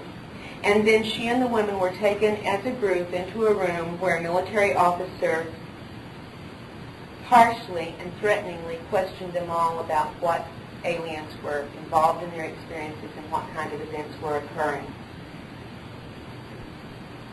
Now that's in that second category of information where it's very, very hard to get observable, confirmable data to support these stories. But I will say, and I'm making this public every time I speak in public, that I have documents, military documents, with the names of some of the military personnel who have abducted and threatened Angie. And I have stashed these documents in several places, very safe places, because of the threats made to her, and if anything ever happens to her, they will be made public immediately. We're hoping we can at least give her a sense of some protection by doing this. I think this is sort of interesting. As I said, many abductees have phone tampering and monitoring and so on when they began talking about their experiences, and we've also had this. And when I was doing the work with the women in Taken, at one point I was on the phone talking to Angie, and I was in Arkansas, and Angie was in Tennessee. And we were not on cellular phones. Somebody's asked me that before, so I always try to mention this, on regular phones. And Angie was talking about a piece of information that one of the aliens had given her during one of her encounters, because she asked where they came from. And they said that they came from an area that we would call the region of Cassiopeia. And Angie said, Karla, do you think that could be real, could be true? And I told her quite honestly, Angie, I don't know. The aliens have over the years given about a jillion different places of origin, some real, some, made up. I always joke about, Captain Anthrax from the planet Banron, because they come up with so many different names for the places they come from. And I said, I don't know. We don't have any way to check. There's no way to verify. And at that point, there was a slight little electronic zip sound on the line. And a very, very human man with an attitude that I recognized as an attitude, at least, commented and said, there's a lot of them out there, and we know where they come from. And then a little zip, and he was off the line. Now, certainly, if the only purpose for telephone monitoring was to gather information, I could go into a number of other accounts involving the human agents and the involvement of different things in my own family's experiences, but I want to go ahead and try to wrap this up and get to the videotape. But I want to at least give you one more episode that occurred with my family. And this isn't into the fringe, by the way, because that's our account of what went on during this period. My son, as I said, was a physics student at college, and he was engaged to a woman who was also a physics student. They've both since gotten their masters, gotten married, and are producing some really nice children. But at this time, they were simply engaged. And my daughter-in-law came from a family that didn't have a lot of money, and the only way she could afford to go to college, even at state university, was through some sort of scholarship program. She was very smart, but money's still hard to come by. So her means of paying for this was to enlist in the ROTC officers program. And they would pay for her college, and in return she would serve a certain amount of time as an officer. In their senior year, when these events had begun occurring consciously with us, my daughter-in-law had developed some medical conditions that necessitated her withdrawal from the program. But it's not easy to get out of the ROTC officers program. It takes a while. It takes a process and paperwork and time. And she hadn't gotten out at this point. But the seniors in the program had to make a duty assignment request upon approaching the graduation. So even though my daughter-in-law knew that there was a time coming when she would be out of the program, it hadn't happened yet, and she had to go ahead and make a duty assignment request. She chose the one that would have kept her, in case they didn't let her out, nearest to her doctors. And that happened to be a meteorological assignment. And she signed up for that. And it was a female ROTC sergeant that was in charge of the detachment there. And when she saw what my daughter-in-law, Megan, had written down on there, she freaked out. And she said, you can't do this. You don't want to be in the meteorological program. She said, don't you want to get into the R&D program? And this is a quote from the ROTC sergeant. She said, that way you'll get to find out the truth about UFOs and aliens. You might even get to do tests and research on them. And this so frightened Megan that she did not reply. She simply left in a running lead, left the building, and immediately came home very upset to tell us what had happened. And she kept saying, how did they know? How did they know? Because we had not told anyone except on the phone to UFO researchers. She says, how did they know? We don't know how they knew. We do know how they could have known, but we don't know why they would make such a blatant statement from an Air Force sergeant straight out to this poor woman and scare her the way that they did, because then she realized there were no secrets, that somebody was paying attention. Well, in closing, so we can get to the video, I'm going to summarize the important points I really hope you'll consider from what I've presented today. First, our own human authorities are seriously concerned about and involved with some aspect of this abduction agenda. And when humans are involved, surely there must be some trail of events and of evidence and of witnesses, which means that we have a potential to really get some hard facts because of the human involvement. There has to be a trail. It may take a heck of a lot of work and effort and cooperation from some in authority to find this, but it's potentially there and it should be pursued. Secondly, much of the abduction agenda clearly has a physical focus that I hope will raise questions and doubts in our minds, as it does in yours as it's done in mine, about many of the alien claims to be here on a primarily spiritual mission. As I have said before, and I hope you'll pardon my crudity, angels don't do rectal probes, but these beings do. The implications of both the implants and the reports of the cloning procedures to me are so potentially explosive that these allegations also must be vigorously, thoroughly investigated and pursued if we are really serious about finding out what is going on with the alien agenda. And if we can get past our wishes for what is going on and decide we're ready and mature enough to handle the truth, then these are the areas we better start looking into. And third, absolutely important, we need to recognize the deceptions that are employed to keep abductees, and therefore the rest of the community, from knowing about the actual activities and the entities involved in these procedures. To me, the controls that they exert and the deceptions that they use imply to me that there is something within us humans and something that we could be capable of doing that would upset their apple cart, and they don't want us to know about it or be able to do it. You don't hide something unless you have something to hide. And you don't take control of someone unless they have the potential to upset your procedures. And my goal, of course, is to upset these procedures entirely. I'll tell you the good news.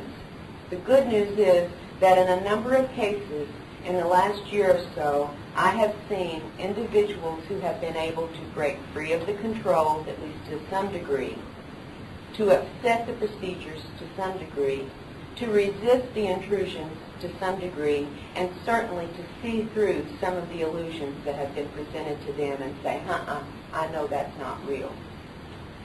It tells me that we are capable of penetrating this. We are capable of doing something that will stop it or change it at least, and be able to, perhaps because we're developing new perceptions, be able to see these things coming and react properly. Now, the scientists tell us that any species that is put into a serious stress situation will develop new coping mechanisms. New mechanisms that they didn't need before when the stress wasn't there. And these may manifest in new intellectual abilities as well as in new physical abilities. And certainly, what we're seeing going on with the abduction agenda is a stress situation, and it may be pushing us individually and therefore also as a species to develop and to have emerged within us new abilities to resist and to cope and to overcome for our species survival. So that, I think, is the good news. We're seeing this happen now in individual cases. And the more it happens in the individual cases, perhaps the more it will catch with the rest of society. The morphic resonance theory, perhaps, may be at work here. If these encounters have been a hidden part of our reality for a long time, like some researchers in this field believe, then I think that the recent explosion of contact reports, consciously remembered encounters, and people being able to come forward and share information like we're doing here today, and to resist in so many cases, is surely proof that things are not business as usual in the abduction game anymore. Something is very much on the transitional edge here, and I believe it's us doing the changing because we're having to. But until that is accomplished to some more competent level than we reach now, without an understanding of these screens and this virtual reality capability, we're going to be left with only alien-created illusions and scant, partial, confused, misleading memories to assess and act upon. And that will keep us from any useful, real response to the real situation. So far, As I said in the beginning, UFO research has given us no conclusive answers, but we do have at least these few important pieces of information upon which to build and on which to move. We know the abductions are real. We know the abduction agenda includes very physically oriented goals and procedures. We know that the abductors contradict themselves and give false information as well as information we have no way of verifying. We know they're capable of masterful illusions. We know that they always attempt and normally succeed in taking control of us during all the encounters. And we know that our government knows about this and is actively involved to the level of carrying out covert and clearly illegal actions against us because of it, whatever their reasons may be. No matter what the truth finally proves to be, and I pray with all of you we find that truth at some point, without it and without pursuing it and accomplishing a penetration of these masquerades, we're going to be just like little children playing with shadows. We're going to be ignorant, we're going to be uninformed and unempowered to confront properly and deal with the entities behind the charade. Now, thank you for your attention. I want to now run the video, and I will make some commentary on what you're going to see. And then it'll be question and answer period for anyone who has anything they'd like me to further pursue.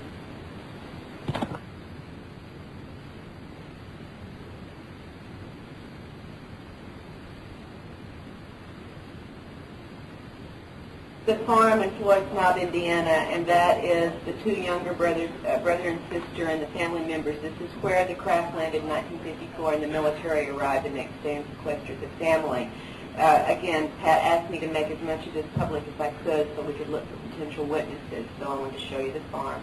This is the soul machine that Pat was placed on and heard the sound of her soul, as she said, and in the room where the alien entity standing is the one she was taken into, where the bodies were stored, and she was shown those bodies for the resurrection. Only two of these women, by the way, are artists of any sort, so these drawings are, for the most part, fairly unsophisticated. This is Polly's drawing of an alien type that's reported not as frequently as you might think, but in some cases we've gotten a number of reports of these furrowed, browed, or bulgous, ridged areas over the heads of what otherwise would be typical gray aliens. So I wanted to show you at least a variation on the usual. Many people report, like this drawing of Lisa, seeing hooded entities along with the other typical alien sorts. But so often we don't get to see their features. But I wanted to include this because Lisa was able in one instance to see some facial features within the hooded area. I have never been able to see facial features when I've seen this type of entity. This is Lisa's drawing of the bulbous-headed or dolphin-headed type entity. Again, some crude drawing, but not the typical gray forehead area. It's as if it bulges over like a porpoise's head does, and in company with other typical alien sorts. This is not an infrequent report. Now, Little Gray in the Hat. It looks sort of funny, but we have a number of reports, including Streber's and my own experiences, where we've seen typical grays with a hat of some sort on. Maybe they just, I have no explanation, but I wanted, if any of you have seen this, to know you're not the only ones who have seen a hat on an alien. Now, this is Lisa's drawing of a ridged-nosed entity that Linda Howe's got a much better drawing of in her latest book. And in Lisa's case, this was with other entities, including the next one you're going to see, which is her very poor drawing of a reptoid-type creature with vertical slit eyes and the clawed fingers. And those two entities were together in a scenario where Lisa was raped. It has caused her a lot of trauma, to say the least. And she does not like the raping reptoids, as she calls them. I know you've heard of others, including Leah Haley and a few that have spoken out who have had similar events in their experiences. The triangle and circle insignia. Many of the insignia and symbols that abductees report aboard craft or on uniforms involve some variation on the triangle and the circle. The other typical one includes a serpent or winged snake-type figure. But this is probably more common. Some variety. We're going to see another one in just a little bit from a different person. Anita, in Taken, her drawing of a tan, she said the tans kept trying to beam love thoughts into her and make her love them, and she once reached out and patted one of their faces and said, "Too bad it ain't real." She is a family of abductees going back 3 generations, and she has a granddaughter living with her now who is also having abductions. This is the granddaughter's drawing of what she calls the mushroom men who come into her room at night. She said, however, that this one was about 2 feet tall. That's shorter than what we normally see. Maybe they size them down when they take those human fetuses and grow their little workers from them. Now, Beth was also, as I told you, taken to a southwestern American facility where there were the adobe buildings above ground, and this is her drawing of that facility, the above ground part. It's very, very similar to what Ted saw when he was taken to such an area. And she went through the door of one of these buildings, and she said they were rough and old-fashioned outside, and inside it was pure high technology, taken down underground through a tunnel passage, an elevator tunnel shaft, into this room where she said there were the 2 men in the quote-unquote spacesuits standing at the podium lecturing, where she was with a number of other military officials, including one that we've heard reports on, the red-headed man who seems to be involved in some of the interrogation. Jane, in taken, was told, she's taken many photographs of UFOs, she was told this day, telepathically, clean your lens, get new batteries, we're going to be overhead for you to take a picture. And this is just one of the pictures that she has taken, and these have been witnessed to sightings by MUFON people in her area and neighbors and other relatives. Now, you know about all the body marks. This is just one of the triangles of punctures. We get numbers of triangles of various sorts on abductees' bodies over and over again. I have a permanent triangle of 3 circles on my body. Often we're getting these temporary marks that are either punctures, or scratches, or red areas. The scoop marks. Most people report not knowing how they got their healed scoop marks, but in 3 or 4 cases we've had fresh scoop marks, and before they heal, there's this dark, waxy substance that extrudes from them for a while before they heal. And this is a picture of one before the healing, and it's got this dark, waxy substance coming out of it. Jane also drew this because she said she had seen the light beings, and these were, they looked like long-haired entities sitting around a curved desk or table area. She couldn't see any facial features, and I include it because many other people have described down to the curved table area councils that they had been taken before where they were given certain lectures. In this, Jane remembered seeing aliens working at some sort of controls or equipment, hearing them read off a list of sites and locations in Texas and Louisiana, and then she heard the words, activate, activate, activate. She has no idea what this means. This is all she remembers without hypnosis of her event. Her drawing of this is just a very fuzzy drawing, but I wanted you to note one thing, the little black box with a number of tubes or hoses coming out of it. She has no clear memory of what was done with this box, but you're going to see an identical box in a drawing from one of the other women in just a little while. So I wanted you to see that, there are correlations. Now, Jane remembered consciously what she thought was being taken to a desert or a tan world, where she saw this series of events she's painted to try to explain what she saw consciously. A large black UFO flew into sight. She's on this desert world, which many other abductees have talked about. As she watched this UFO, or large craft, beam down an orb of some sort that had various strange designs on it, and she thought that was pretty amazing as she watched this. And then this orb, and the paintings will continue, changed into a black floating sphere. She said it had 2 antennae on it, and it began coming so close to her where she sat on this mesa or this mountain area that she thought it was going to knock her over, and that was where her conscious memories ended. Under hypnosis, she was not on a tan desert world. She was in her bedroom, and this device had probes that did an implant into her ear, among other things. But it was the illusion of being on this desert world that we get reports of very frequently. It wasn't there. She was at home when all of this occurred. This is her drawing of the last thing she remembered consciously, this thing coming up that close to her. Okay. All right, this is Angie in Tennessee.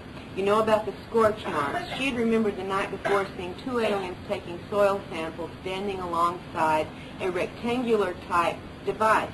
And this rectangular scorch area remained without growth essentially for about 1.5 years. She did not realize that what she had seen the night before, here's her drawing of it, was anything more than a dream until she got up the next morning and found the rectangular scorched area precisely where she had remembered it in her so-called dream. And again, they've been taking soil samples for so many years, we've decided they've got to be the dumbest creatures in the universe that just can't learn anything. I wanted you to see how remote her Tennessee farm cattle ranch is, where they could have lost $11,000 worth of cattle to both mutilations that are classic, according to Linda Howe, and also cattle that are not mutilated, but veterinarian reports say they have died from unknown toxicology. At the same time with the Fife, Alabama mutilations, and this is one of those cattle that they couldn't find the cause of death for, and they just had to write it as an unknown. The next picture is of a calf that was mutilated, and we don't know, I talked with Linda about this, we don't know if it was human agency trying to imitate an alien mutilation, or if this was an alien mutilation that was somehow interrupted. They had cut the triangle piece of skin, as they often do, but they had not removed it yet. The jaw had been stripped, but it was as if it were either done by humans imitating the alien mutilations or an interrupted one. We really just don't know in this particular case. I didn't understand that. There was some blood, yes.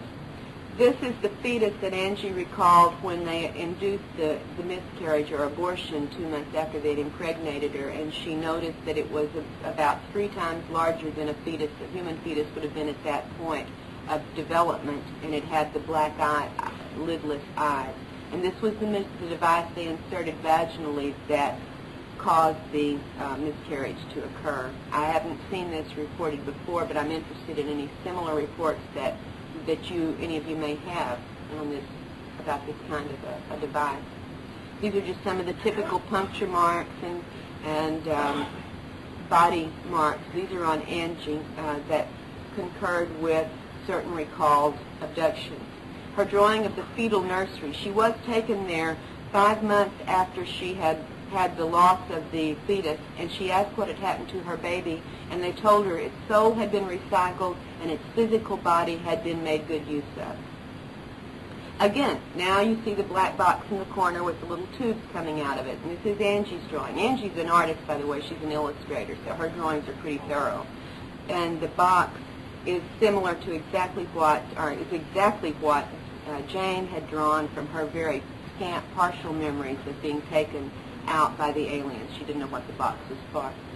I asked Angie to draw this because she said in one instance she had seen a gray with clothes on, which most often is not reported. So she drew for me this, what she perceived to be this sort of grayish, metallic gray jumpsuit with a cinched-in or gathered waist on the particular gray that was wearing clothes when she saw it.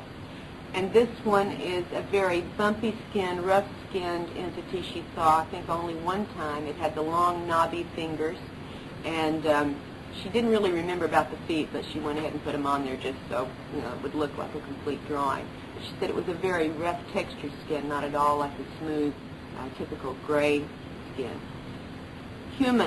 Humanoid-looking entities, or human-looking entities, in several of these encounters have been reported, and this is Angie's drawing of 2, one male and one female. The male in the background has a hood on and some kind of device on his chest as if he's measuring something, and the female escorted Angie aboard the craft where certain exams were performed. All right, you may not have heard much about the troll or dwarf figures, but in this instance when they came into Angie's home, it wasn't Angie they abducted, it was her husband. And he did remember this consciously. It scared him so much he really doesn't even talk about this stuff anymore. And he has a former intelligence background. He really did shut down when he had to face this particular thing. Again, another symbol here with triangles and a version of the circle, in this case the crescent, that Angie had observed on the belt of one of the entities aboard the craft. And we get variations on this triangle and circle business over and over again. And of course the triangle marks in the bodies lead us to think of it as basically their logo or their brand in some ways. An unusual craft, I'm hoping for other reports that may come in with this spiked craft. I have not seen this myself before, but it's one of the craft that was over the farm area where Angie lived. And the second craft we're going to see in just a minute has some very close similarities to the Gulf Breeze craft. It's got the bottom area, you've seen the bottom view at the top, and then the side view that has a very close description to what the Gulf Breeze residents have reported in the bottom of the craft they see most commonly there. And I asked her to give me a drawing so I could estimate size on this craft. And here's her drawing. So she's standing down there below it, so you can see a proportion of the ratio of her to the size of the craft, to give you some idea of how large it was.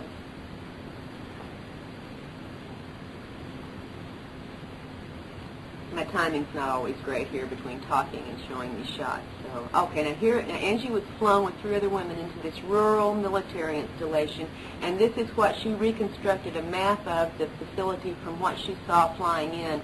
A dirt road curving up at the top, 3 large buildings and smaller outbuildings, and 2 areas where various aircraft were parked.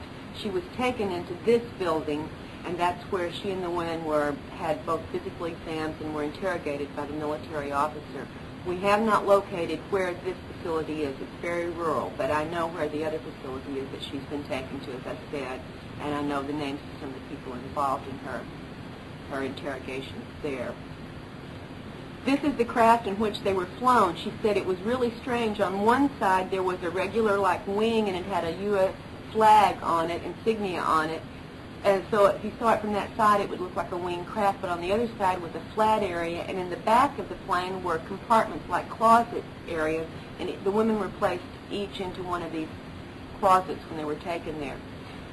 Have you heard reports about the rotorless helicopters? Here is Angie's drawing of one that she saw in one of the military underground facilities, that it looked like an upturned, upside-down helicopter without the blades, and we've gotten reports of these kinds of craft over the years from a number of areas.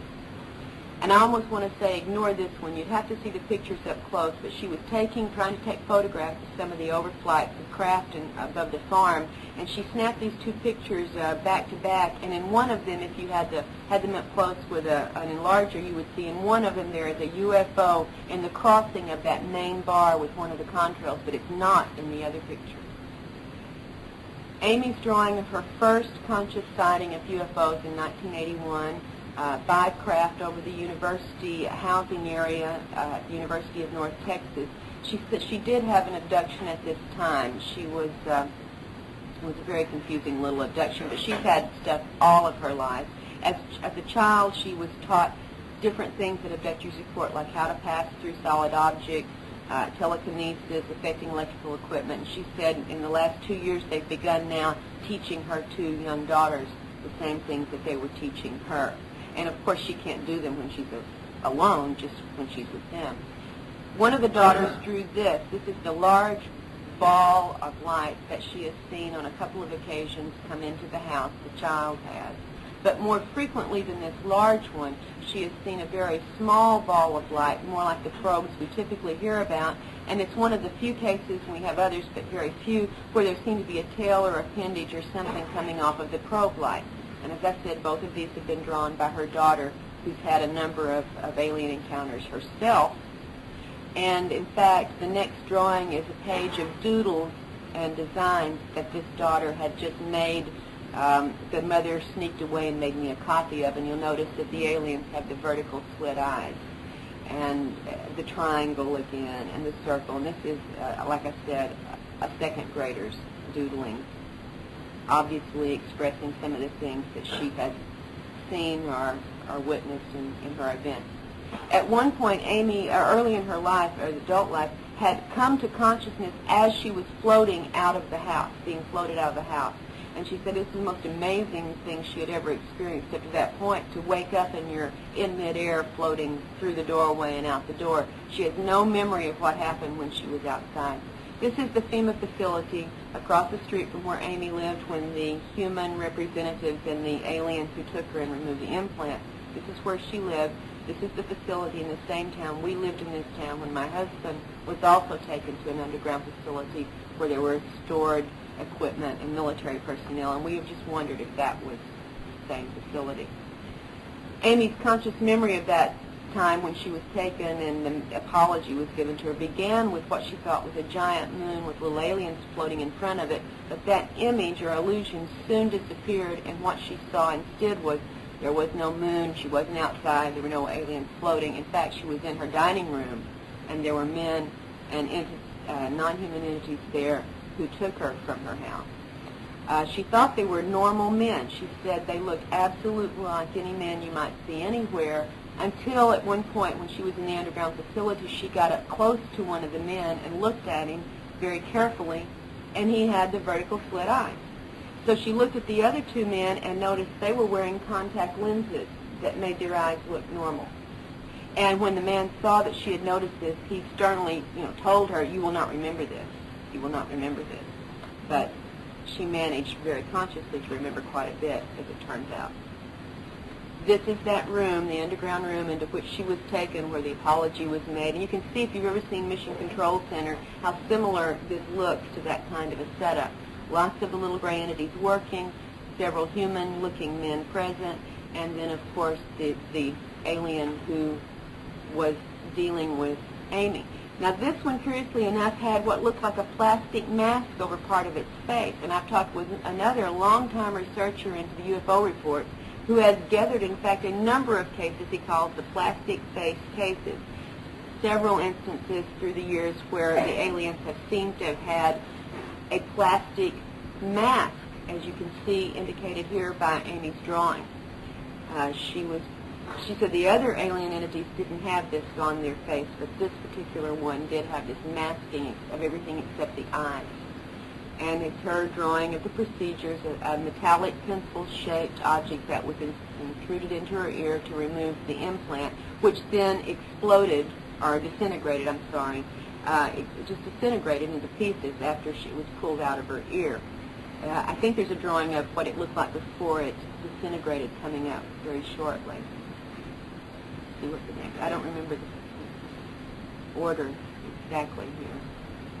Okay, no, then this is her drawing of what happened after the ear implant was removed. The alien asked her to bend over on this desk area, and she used the same instrument to cut into the back of her neck. It was painless, absolutely both of them painless, and removed a small metallic thin rod, less than an inch long, that had filaments or tiny wires coming out of it, and she was told it was removed from this part of her brain. That was the best explanation Amy could make from what the alien had told her.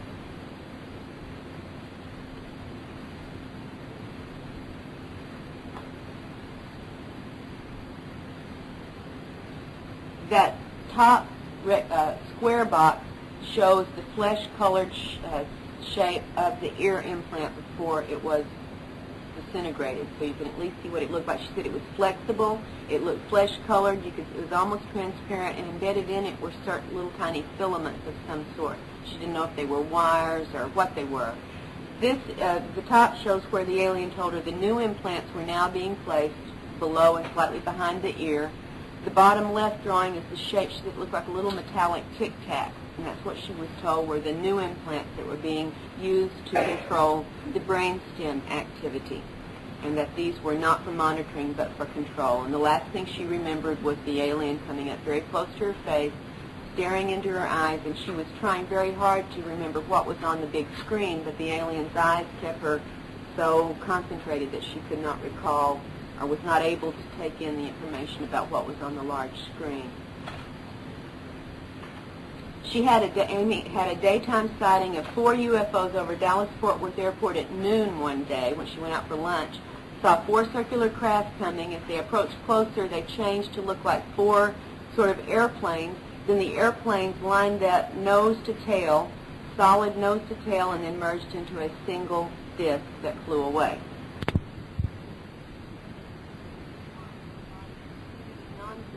This is one of sort of a nonsense mark on one of the abductees' legs.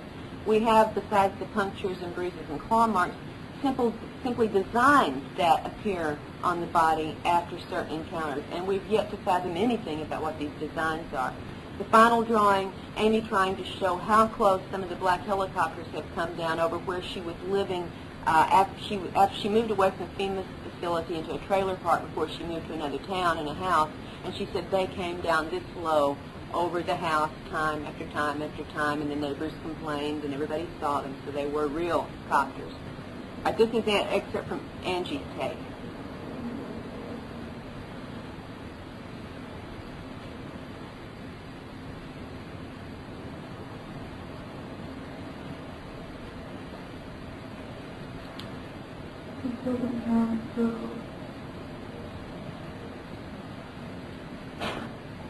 February 27th, 1:35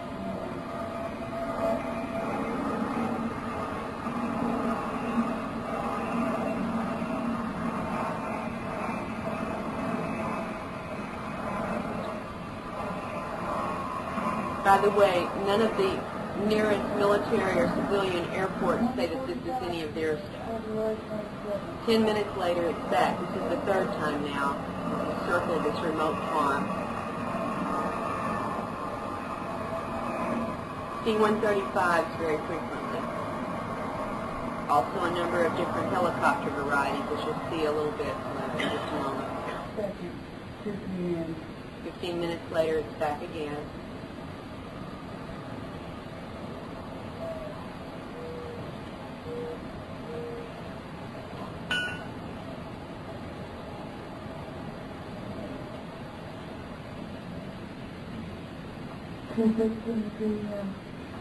February 22nd.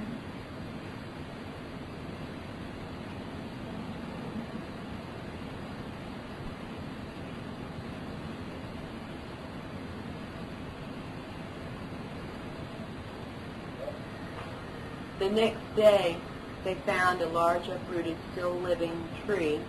They don't know if it was coincident to what was going on. It had not been storming at all. It had rained a couple of days before, but there was no storm that night. If you'll notice, smaller trees around this large uprooted tree are totally untouched, February 23rd. except for 2 at the back of this small stand where it had the tops sheared off, cleanly sheared off, but even small branches right next to where this was sheared off were untouched and undamaged. You can see now for comparison size of the tree. And we did get tree, wood from the tree. It was alive when this happened.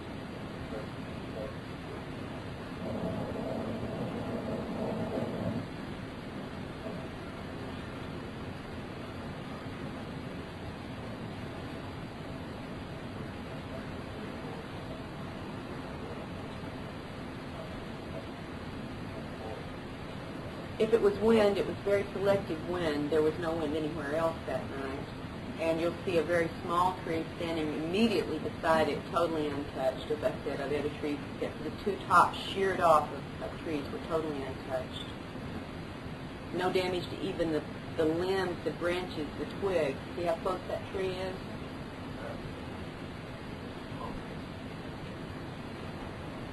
That's one of the sheared off tops, and if you could get up close, as we were able to do, the tiniest branches around it were unharmed, but it was sheared off, the main trunk, and then a second one toward the back, also the same thing, the top sheared off, but no damage to the smaller.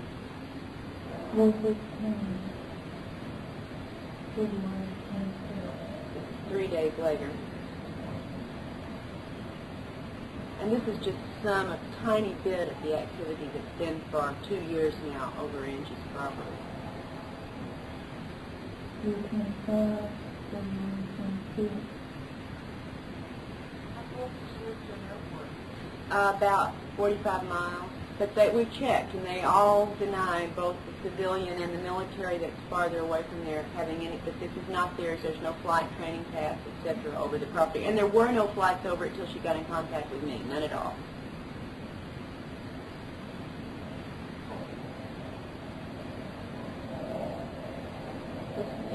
C-135. Yeah, and on the original you can see some real sophisticated antenna array that doesn't show up when you project it like this.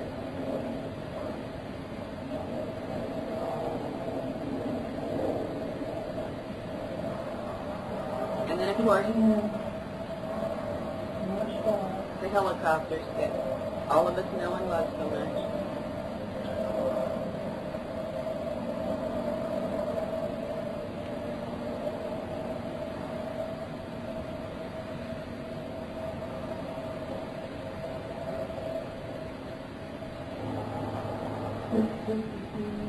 March 5.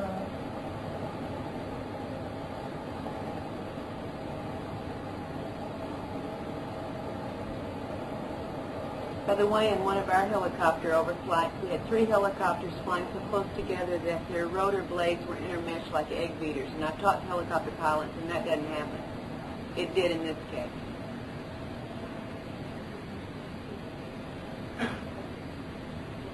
They were in a triangle formation.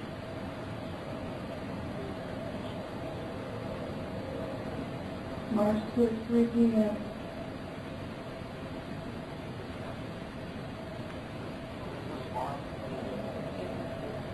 I'm not allowed to give more than the Tennessee location because of threats that have been made. Okay, that's just about it, folks. And thanks so much for being patient and sitting through this with me.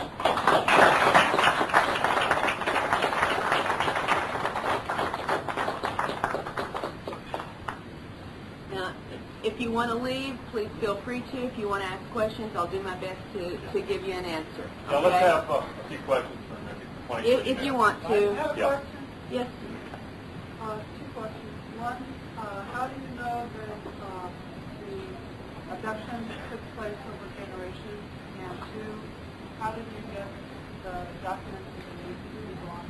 Well, number 2, I'm not going to tell you about. This is part of my protection. I'm not going to tell you about because of what's happened. She asked how I got the documents with the names for the military personnel in Angie's case, and I'm not going to discuss it. It is my only protection for Angie. They're going to stay totally undiscussed until such time as anything happened to her. As for knowing how this has been intergenerational in our family, I'll be happy to tell you. We know it goes back to my husband's grandmother in our case because 2 years before she died, the family knew she was getting in frail health, and they got a video camera and asked her to record for the family's posterity some tales of her childhood in East Texas, and they were very, very poor farmers. And in the course of talking about things that had happened in her family to her as a child, she described, without any knowledge, what was a classic abduction, missing time scenario, with the screen memories of the this very unusual animal that led her off into the swamp. She was missing for a couple of hours. The family searched everywhere, and then she said this real pretty lady appeared out of nowhere and led her back to the property. When you study abduction accounts with the screen memories with children, you get very typical stories like this over and over. Both his mother and father have had conscious UFO sightings. They have had the father was with him when he was abducted as a young child and remembers the situation. His mother has had the balls of light, the missing time, the MIB experiences, Men in Black experiences, both before he was born and afterwards. And his son, when he was young, described the aliens coming into his room as well. So that's how we know about it in that case. Yes, sir. He discussed lines and manipulation technology originating in Nazi Germany that we acquired it when we lost the war. I don't have a clue. Yes, sir. From your research, not doing any investigation, how deep involved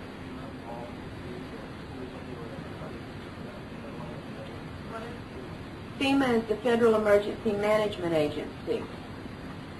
It would be easy for you to do some real quick homework to find out about FEMA. From the descriptions of the interior facilities that a number of abductees reported, correlated with official descriptions from these supposedly civilian facilities, we realize that there is a correlation in the kinds of facilities, furnishing, storage, etc. So we're making a surmise that it could have been a FEMA facility in a number of these cases. However, in other cases, it doesn't seem to have been FEMA at all. I don't know what the involvement is beyond what the correlations between the descriptions we know of and the descriptions from abductees might give us. Yes, sir. You said something about there being working with the humans. If they are, then why would we be so pressed to want to find out about this if they're working with them? Exactly, a question that I find very, very important. If they're working with the aliens, why in the heck do they have to abduct abductees and ask what the aliens are doing? My point of thinking on this is, first off, that they are probably not working with the same aliens who are doing the abducting if they're working with any at all. Secondly, as at least in some cases the aliens have said when there were humans present that they are controlling those humans. And we know what can be done to us abductees, so we don't know what controls might conceivably be used. Perhaps there's more than one non-human group at work here, and one's trying to find out about the other. I don't know. Until they let me into the facilities and I can be debriefed, I can debrief them and look at the manuals. I'm not going to make anything other than guesses.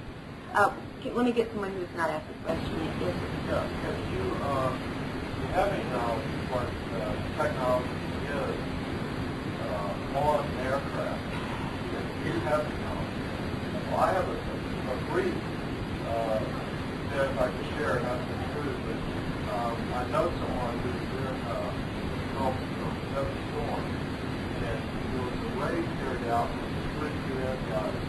They kept them without information to it and went out. The raid carried out, they bombed the mountains around Baghdad. Technology, somebody technology, airplanes, here, conversations on the ground. This was in the middle of I understand that.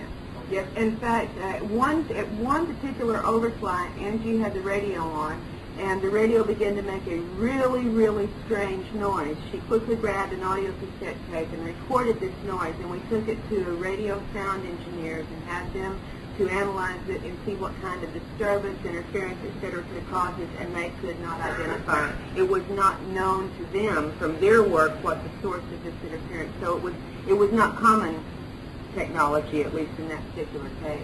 Yes, ma'am. How many times have you been abducted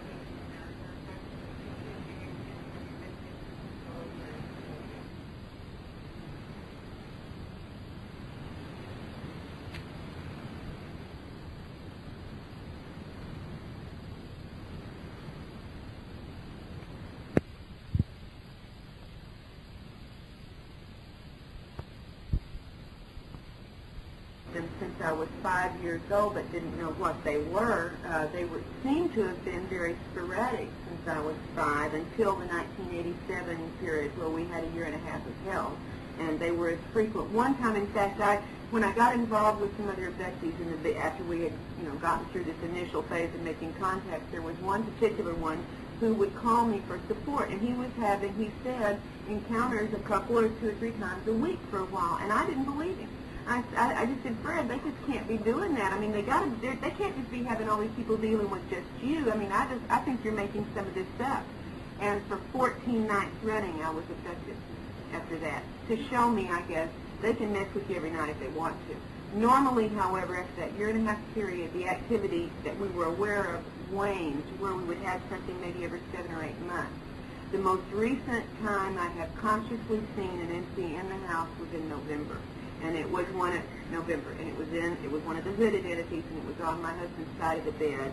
And I was not paralyzed. I was able to sit up and wake him up and make him turn the light on. I watched this thing for quite a while before I, had the nerve to do anything. And when we turned the light on, it just poofed away. So it has been much less. In May of '92, an abduction was beginning. It was very familiar from what we had been through consciously before. And I had gotten past all the fear that I had that first few months, because fear is a really bad thing. They like it for one thing, so I don't want to give it to them. And secondly, it paralyzes your ability to respond. So I'd worked my way through being fearful, and I turned it to anger, which was much more effective. And I heard the onset of the abductions. There's a certain sound that had occurred a couple of other times when we had a conscious abduction. And I heard it again in the middle of the night, and I came up out of bed and I said, "You're really going to be sorry tonight. I'm kicking your butt." And that one stopped that night, but then they came back several months later. Now, however, since I got over the fear, they tend to either keep me totally out or let me see just very, very little, because they know, I guess, I'm going to try to kick. I'm going to try. So it's been less activity after that year and a half. Have you been taken to the military? No, I do not remember seeing any military facility. I'm only telling you what I remember. I don't remember that. Yes. Have any of the abductees reported being told or seen scenes of vast future destruction on our planet that's supposed to take place? And also, have they ever reported being told by the aliens that they are seeing our ancestors? Well, yeah. Yeah, first off, many abductees have been shown the scenes of destruction, including my daughter-in-law when she was 12 years old, waked up in the middle of the night where they did basically a slideshow showing her these scenes of all sorts of destruction. That's just so typical. I mean, it's everywhere. You can find that anywhere. And what was the second part of the question? Have they told any abductees that they Our ancestors? They told me that. Yeah, in 1981 I had a 40-minute encounter. Of course, I was put in an altered state, but I didn't know what they were. I thought I was having a vision or hallucination or whatever this thing was. I'd come home to cook dinner. This is into the fringe, by the way. It's almost a funny story, but it's not really. But I'd come home to go cook a pot roast, and I hate to cook. At the time, I really hated to cook. Now I just don't do it. But I was going home to cook, and I'd left the neighbors and gone into the back of the 5-acre farm where we lived. And walking toward the back of the house, I hit something that felt like an electric force field. And it was not painful, it was just shocking, and I started moving real slow with the controls that hit. And everything I saw had a little glowy, shimmering color thing coming off of it, everything. And I looked up, and under the big cedar tree behind our house were these 4 entities about my size. They looked like human outlines of shadows. You could see almost through them, no facial features. They were standing side by side. The one on the end had his arm out at me, and they mentally started talking to me, telling me that they loved me, they were my ancestors, how good it was to see me. I thought I was having a hallucination. Okay, I did not take these things literally real. I moved slowly towards them. They came and circled around me, and their hands started like moving like this, about 6 or 8 inches around my body. And I said, what are you doing? And they said, we're just checking to make sure the knowledge we implanted. And I took the word as pocket. In your pocket is set to activate or go off at the right time. And I said, what are you talking about? They said, we put all of our ancestral knowledge in here and you can tap into it. And I think I'm having hallucinations, so I don't take it seriously. And I started joking. And I said, well, surely one of my ancestors somewhere along the line was a good cook. Can you tap that open? And they said yes, and I said, well, basically it's been fun talking. I got to go in and cook dinner. They came in the house with me. Everything was still under the glow. I was still under the controls. I went in the bathroom, washed my hands. The stove had the glow. The toilet had the glow. Everything had the glow. Came back in the kitchen, and I perceived, although they were identical, I perceived 2 as male and 2 as female. And the 2 males stood beside the stove and directed me through every single step of cooking the pot roast. The 2 I perceived as females stayed behind me, and I would try to turn to see what they were doing, but I couldn't turn. And at one point, they got up behind my neck, and they were making a buzzing, mumbling noise that was really irritating to me, and I asked them, I could see, I said, what are they doing? I couldn't turn. And they said, oh, they're just giving me instructions. Don't pay any attention. You just keep cooking. And I remembered all the way through getting this pot roast onto the stove. And then there was a gap in my memory, and the next thing I remember is it's been 40 minutes since I walked into the back of my yard and saw them, and I'm sitting at the table. The pot roast is boiling away. There's no aliens. There's no glow. There's no anything. And my husband came home from work, and I said, you would not believe the vision I had today. And I told him about this weird vision thing. And 20 minutes or so later, my son came home, and I told him about it, and my husband noticed that I had already forgotten a number of details by the time 20 minutes had passed. Okay, well then, did they go one step further and tell you or any other abductee who created them? No, not me. Yes, And how about the origin of the different races on our Earth? no, and if they did tell me, I wouldn't believe them. I tell you, they give so much alien lore that you can't check out. I mean, you remember back when they first started having contact with people in the 50s, they said, where are you from? Oh, we're from the moon, and we're from Mars, we're from Venus. And then we started space exploration in our solar system. All of a sudden, they're not from the moon and Mars and Venus. They're from Orion or Arcturus, somewhere we haven't got yet. It's always somewhere we haven't got yet. There's just too many stories, and I know they have lied in many, many cases, so I wouldn't believe them if they told me. I don't believe they were my ancestors, to tell you the truth. Towards the end, and that is going to help them break the control, but I don't know of any, fail-safe way to do it. Is somebody ready?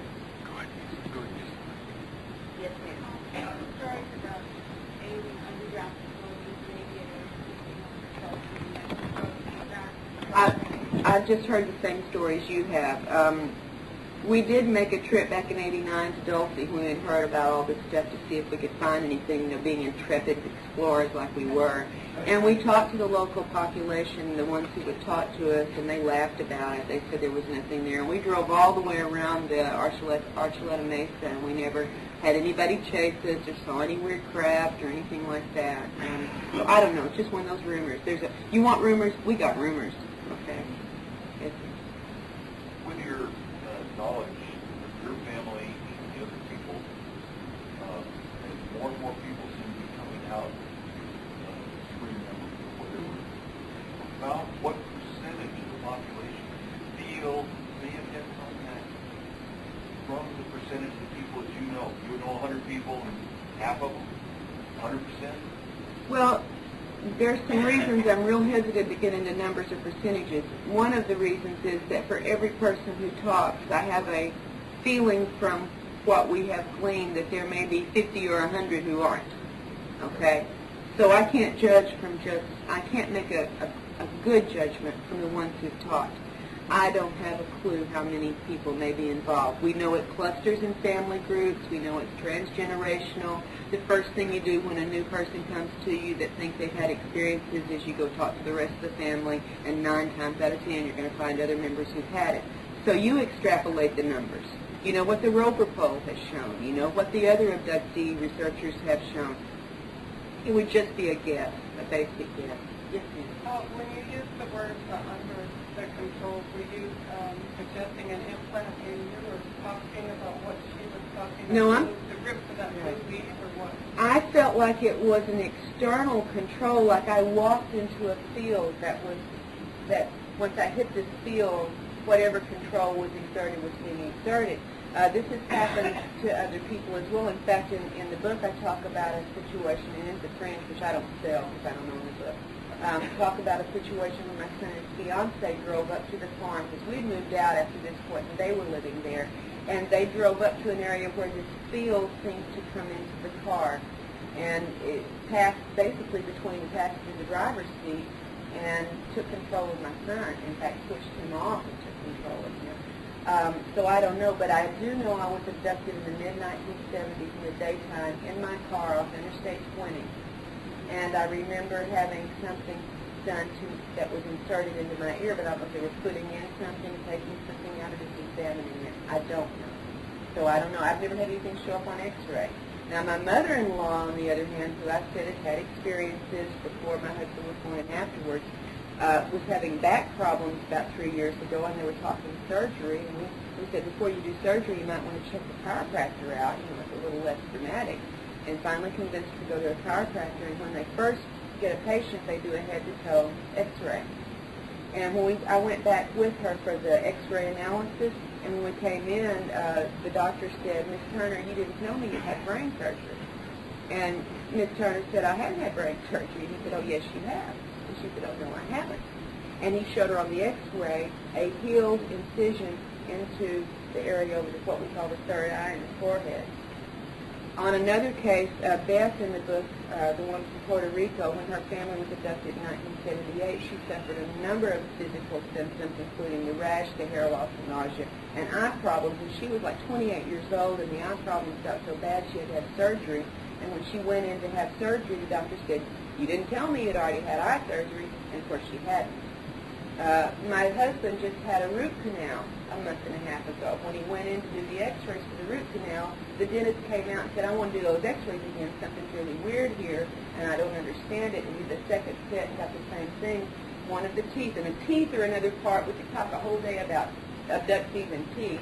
But this one was one of the back molars. He said apparently had been sawn cleanly through and then somehow fused back together, and the saw line was still all the way through the tooth. So he had never seen that before. Didn't understand how that had happened. So yeah, there's some kinds of, we just don't remember certain things. That doesn't mean we don't have the physical effects of having had it happen. Yeah.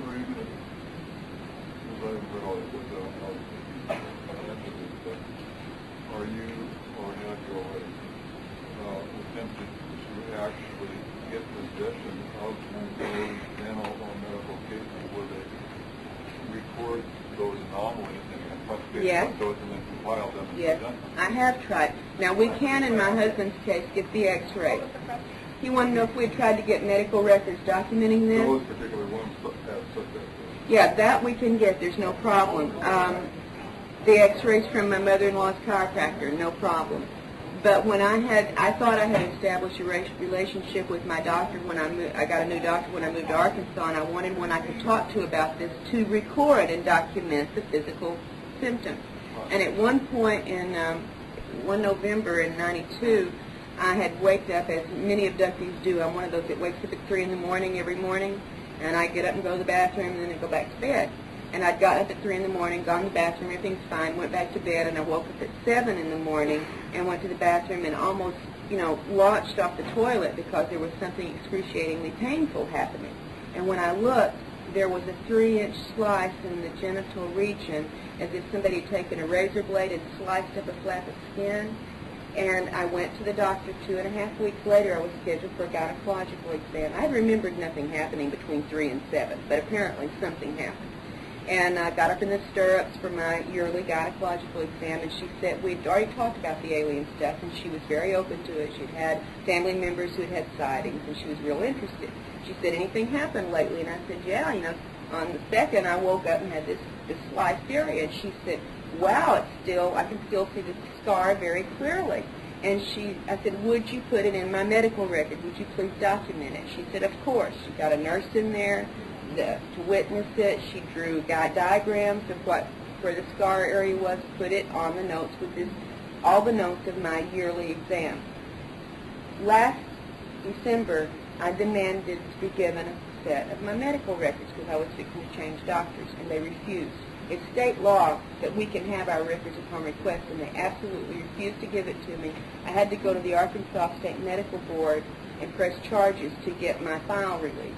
When they finally did release my file, that page was missing. So I went back to the board and said they only gave me an incomplete file. I want that page. And it took 2 weeks to get another page sent to me, and it wasn't the original page, and there was no drawing and no reference to it whatsoever.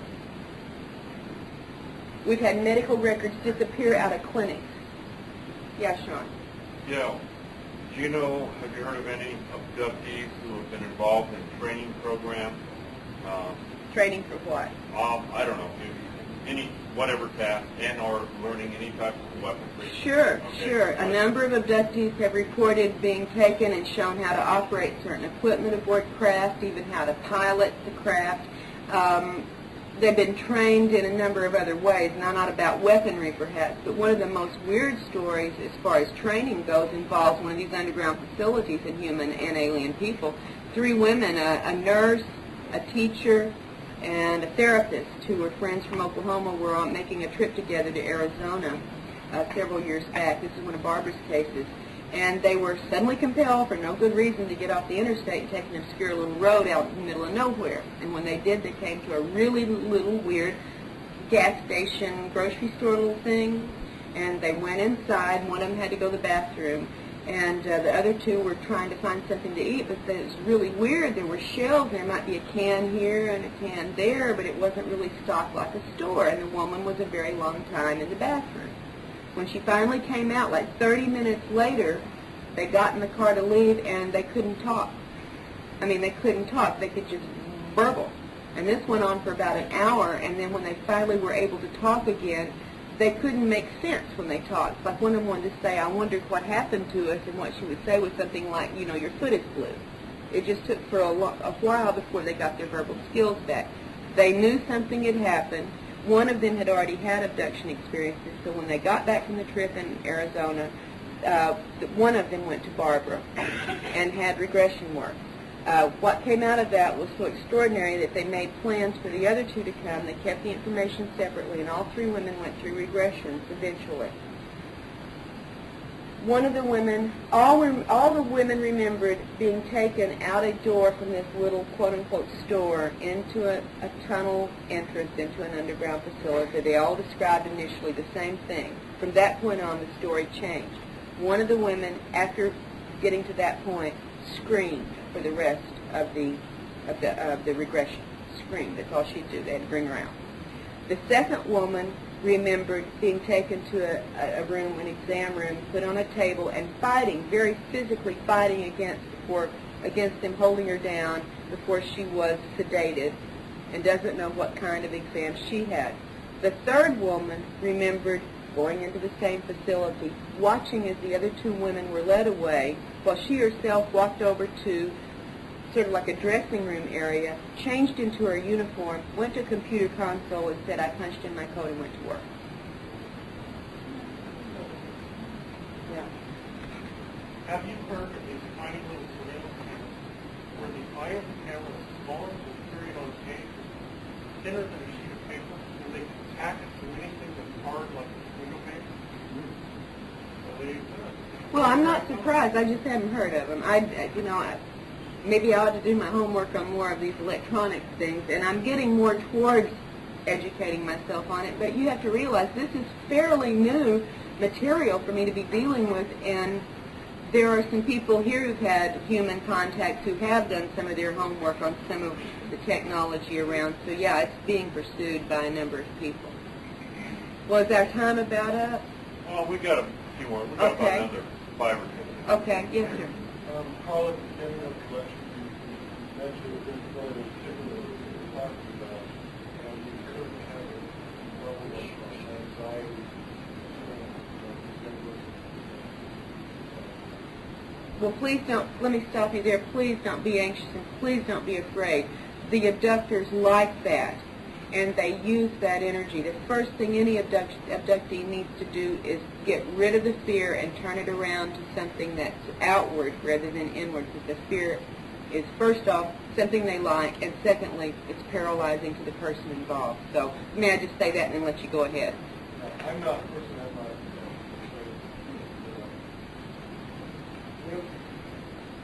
it's one particular group, and there's obviously you don't know what level of mind control. Do you think it's possible because the human aspect is involved? It's a big secret. They're not people they're not separate. They want to still experience paranoia and just come around More open? more open. Well, I've heard that. Yeah, I've heard that theory, and certainly divide and conquer is a really good tactic for keeping people confused. Now, whether it's our people doing it or the aliens doing it, I don't know. But as I've watched what seems to be the preparation program, the media, etc., the attention about the alien activity that's seeping out through the advertisements and the sitcoms and so on, they seem to be putting out more of a placating message. That the aliens are okay, that it's all right, that they're there, but they're not threatening. So it would be weird for them to turn around on the other hand and try to fake bad aliens. I've heard some researchers who say anytime an abductee reports having a negative experience with an alien, it wasn't really an alien, it was a government agent. I call that the G-men in lizard suits theory, and I don't buy it. I think that these activities are traumatic, and I think that the abductors are basically using us to harvest material from us, and whether that's a negative thing to you, that's something you have to decide. To me, it is. It may be perfectly legitimate for them. I mean, the cows that we farm probably don't think of us as malevolent because they don't think a lot. But if they started thinking or they developed the ability to think, they might think we were just god-awful. But all we're doing is eating them, you know?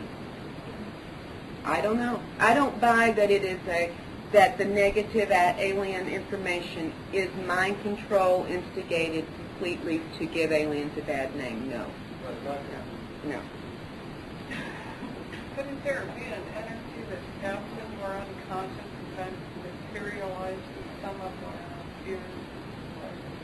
Well, yes, there could be.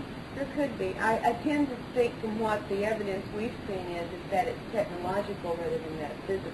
Could it be both? Yeah, could be anything. Why don't we ever consider that? Well, people... The subjective Yeah. I only hear that, aliens coming from outer space and using this technology or the government using it. But if we were censored maybe spiritually, nobody could use it one way or the other. Well, I think certainly whatever resistance might prove to be the most effective will come out of our interior strength. Yes, I do think that's a real possibility to pursue. Yes. When you mentioned about this woman, they said, look, we sent the clone to the office today, they didn't know the difference. But not the people there identify a difference more than just physical, and what you ate, and you wouldn't know how to talk, habits would be different. They didn't. Supposedly the They way in didn't. which they transfer the essence of the person with it. Oh, we've got a lot of doppelganger reports, is what I call them, where there is apparently a copy of the person active doing something at point A while a real person is at point B verifiably. So, and this has even happened with my husband. I mean, this is not insanity. My husband was in, I said, Army security. And at one part of his assignment, he was in Berlin. He was on base, working in the room with other people in this, you know, in his duty. While at the same time, totally across Berlin, he was going in his home. His family saw him at home when his co-workers knew he was on the base.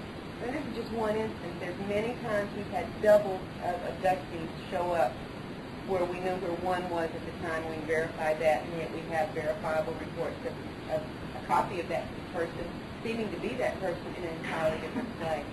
And no one ever identified that difference on the basis of No. how they acted, No. what happened, or what they ate, or anything. No. He remembered being at work. They verified he was there. You don't walk off of a security assignment and go strolling home. He was there.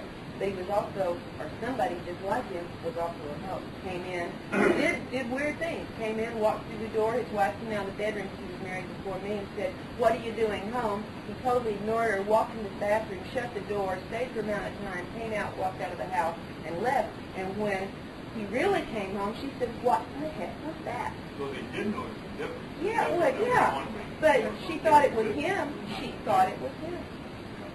Yes, sir? Two questions. One is that have you personally told your suspect noticed any comments that would See, I've been asked this many times, and I've tried to think if there was anything I could say was absolutely a commonality. And even this is not a commonality. I can think of a couple of exceptions, but for the most part, the only thing I've noticed that's a commonality is extremely good, tender heart. Tender, compassionate, and for the most part, high intelligence, for the most part, creative, not always, but for the most part. But the only common thread I found, except for maybe the exceptions I can count on one hand, are they don't abduct jerks. They don't abduct jerks, for the most part. One more question. They can make the double citizenship. Why do they need all this really fresh? Okay.